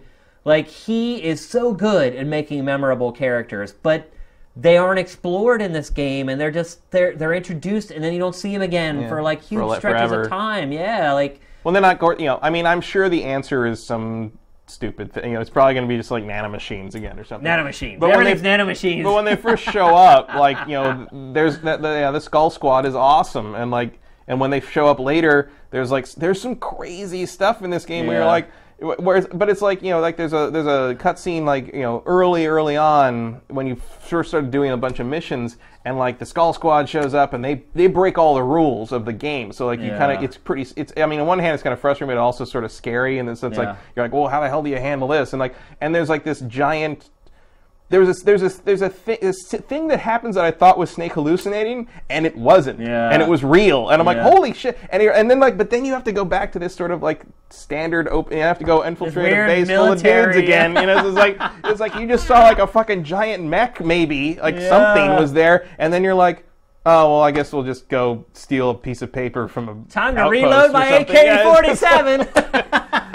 It's so the jumps back and forth are so strange, and like I feel like the whole game is that way. I feel like it's like a bunch of like really awesome stuff, kind of awesome stuff, and not awesome stuff, just all kind of snapped together in this really boring environment with repetitive missions. Yeah, and like there's the conclusion for the game eval for Metal Gear Solid 5. And you're way further than I am, but like, do those crazy things ever become a regular part of the game, or is it always just you versus regular soldiers? No. I mean, no. Are you asking like if like supernatural beings become like the foot soldiers in the game? Or like, do you start to see like we're venturing into pretty big spoilers. Like nothing like that. I don't want to start giving away too much. All right, well, because like I don't know if I want to. We'll talk after the show. I don't want to spoil it for our viewers. All right. But if you want it to be spoiled, then I'll tell you about it. But yeah, I mean, look, it's a really good game, and it's going to get a good score in our game eval. We've talked about a lot of really awesome stuff in it. I'm going to talk about a lot of really awesome stuff in the game eval. Like we said, the detail is there, the Kojima-ness is there for the most part, other than the fact that the story completely goes away and the characters are kind of abandoned. You've got the choice of like, you could either drown me in story or let me play, and I prefer that they picked let me play. Yeah, and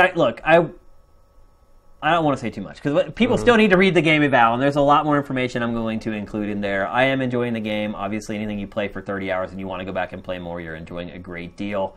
I'm guessing probably a lot of people have already bought the game, and they're probably just sharing what they've played with what we're talking about. They're probably playing it while they're listening to us. They may be, actually. Yeah. So we're going to end the conversation there. I feel like we spent enough time on Metal Gear Solid 5 without spoiling too much. I think you got a good idea of our impressions. Matt, why don't you look for questions from the users while I tell the good people about the contest that is happening. So you guys have an advantage in this contest because you guys are watching this live, and I am announcing this on our live stream first before I put anything up on sifted.net. So what we're going to do is we're going to do a user blog contest, and the winner will get a free copy of Metal Gear Solid 5, The Phantom Pain. I shouldn't say copy, it's a digital copy of the game. So how it's going to work is later on this evening, a story will go up on Sifted, and there will be a big promotional image for it in the homepage massive carousel. And basically what you're going to do is you're going to go into our blog system and you're going to write blogs related to Metal Gear Solid 5. And you can write about whatever you want. You can talk about the things you like in the Metal Gear franchise. You can talk about why it speaks to you. You can talk about why Matt and I are crazy for the stuff we said on GameFace today. You can write whatever you want. And we're going to judge all the blogs. And the blog that we deem to be the best is the one that will get the game. Now, there's a couple caveats. The first caveat is you have to be a premium subscriber to Sifted to win the code. And that's going to be true with any giveaway we ever do on Sifted. You're going to have to be a premium subscriber to be considered for it. So you're going to have to be a premium subscriber to be considered for it. It also, don't bother just writing like 5 sentences and then adding a link to it in the article. You're just going to waste our time and you're going to waste your time as well. So make sure you write something kind of beefy. Make sure you toss a couple images in there to help illustrate your point, because the other thing that we're going to do is the winner is going to be featured on Sifted, so you're going to get a lot of traffic to your blog. So we want to make sure that they look at least half decent. So that's how it's going to work. Basically, you write your blog, and then in the comments for that article, you just post a little link to your blog, and we'll go and we'll read them all, because we can't just go out and look at every user's blog to find out who wrote the best ones. So just put a link to your blog in the comments section for that story, and we will make sure to go and read them all. Good luck. Can't wait to see your guys' work. And we're going to do this in the future going forward in a lot of cases. For big stuff that we give away, we're going to do blog competitions and do other types of things like that to get the community involved and actually have you guys earn something instead of just having us pull a number out of a hat and say, oh, random dude won.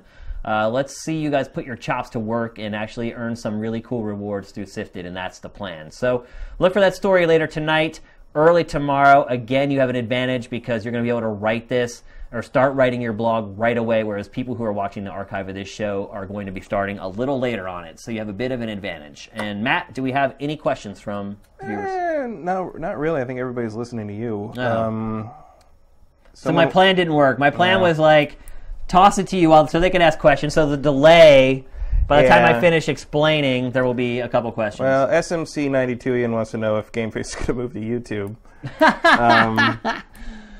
You know what? Honestly, we don't have a big enough viewer base on Twitch to have it impact our decisions. So what I would say is that I'm going to check out YouTube streaming, and if I feel like it's a better service and something that's better for you guys, then we would switch. It's not like we have 20,000 viewers who have favorited our channel on Twitch. But right now we're a small enough operation, the Empire doesn't notice us. That's right. We can be nimble right now. So right now would be the good time to place the bet and find the best service. So we'll investigate YouTube streaming and we'll see if maybe that's something that we could switch to. Mega Drive Guy asks, is Mad Max worth buying at all? I can get it cheap on PC and I enjoyed Shadow of Mordor.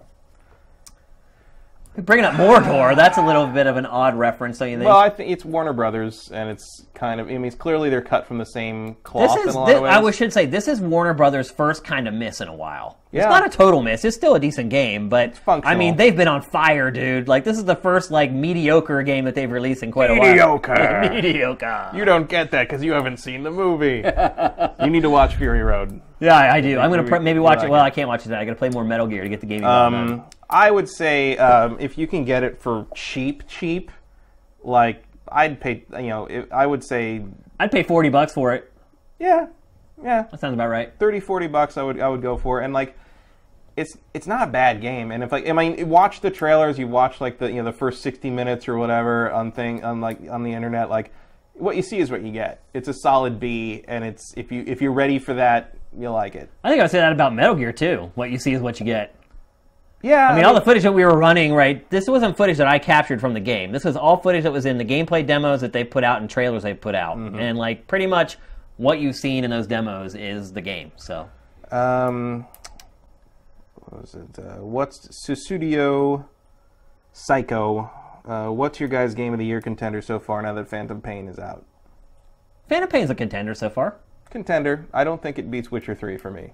Yeah, I would put Witcher 3 above it as well right now. And, I think a lot of people may say Bloodborne, but for me, Bloodborne's not even in that discussion. I like between those two Bloodborne, but I games. wouldn't. Yeah, that's not on my short list. Metal Gear, if, you're talking about nominees and a winner, like Metal Gear would certainly be in the category. It would be one of like 5 nominees so far. Yeah, and we'll see. And there's a lot of games that come out what still. else But look, out. some of these games could end up not being as good as we had hoped. So yeah. Tanandigo, how does Shane feel about NFL Blitz in the past non-EA NFL games? I love them. You mean like NFL 2K and NFL Blitz? I think so. Yeah. Here's something. The pen is down. I dropped the pen. The pen is down. That's like my version of dropping the mic. So, if there's anybody watching this who makes games, here's what I would tell you to do. I would tell you to make a football version of Rocket League. Like an NFL twist on Rocket League. Something that everybody can play, that's fun, that's impactful. I mean, somebody might say... wanted to be? Maybe. I mean, some people might say NFL Blitz is that, but I think NFL Blitz is even too football-y. Like, I'm talking about something that's literally just the guts of the sport. The running, the tackling, and the hitting. Like, even taking plays out of it, like, I feel like that could be a really, really successful game, even without the NFL license. In fact, every sport should probably just get Rocket Leagued. Yeah. I mean, think about it. Like, it's the essence. It simmers the essence of that sport down so everybody can enjoy it. Like, people who really are, like, FIFA fans, they don't like it as much as the people who aren't hardcore soccer fans. And so, to answer your question, yes, I love, like, arcade-style football games. I love the NFL 2K series. I'm not, like, a 2K zealot like a lot of people who are like, Madden will never be as good as 2K. I really like the 2K games, but I also like the Madden games. But yeah, I'm definitely a big fan of pretty much sports games of any type. Like, I like Wayne Gretzky's 3D hockey, but I also like the NHL series, which I'm really excited about. That new NHL is coming out real soon. But yeah, I'm totally into pretty much all football games. Let's take one more. All right. Well, the Quaker and Wampler13 both asked the same question. What's the next big update for the site? Oh, well, the next big update for the site is the forums. And so the forums were almost done, and then Brent had a baby. That's pretty much what happened. He had his second child about 2 weeks ago now. Hi, Brent, if you're watching this. And so, his wife can only wrangle one at a time, so he's had to kind of jump into the fatherly role here for a little bit. He is working on it, but not at the speed that he was before. We were trying to get them done before the baby showed up, but unfortunately it just did not happen, which stinks, because they were really, really close. So the forums are the next thing to come to the site, and then along with the forums, we'll get the user-to-user messaging, and then it's really just a matter of polishing the site up, and it's done. There's a bunch of little stuff that needs to be fixed, and I'm sure you guys have seen it now that you've been using the site. There's little things here and there that need to be cleaned up, but once the forums launch and the person-to-person messaging, also we have private forums for our premium users that are called crews, where you can create your own forum and invite people to them. And just you can use that forum. So if you have if you just want to create like a Metal Gear Solid 5 forum or a help me get through game X, Y, or Z forum or whatever, if you're a premium subscriber, you can do that and invite people to it. So all that stuff is it, and then the site is finished. And then we have some big announcements coming. We want to kind of tie it all together with the site being finished and coming out of beta and the new show that we're doing and a bunch of other stuff. We want to bundle it all together to make a big splash, because one thing we've learned with the site of Sifted is that rolling things out gradually is a really bad idea. Mm-hmm. Like, it's much better to make a huge splash at once with a bunch of information than to say, hey, we have this, and then all this other stuff is coming.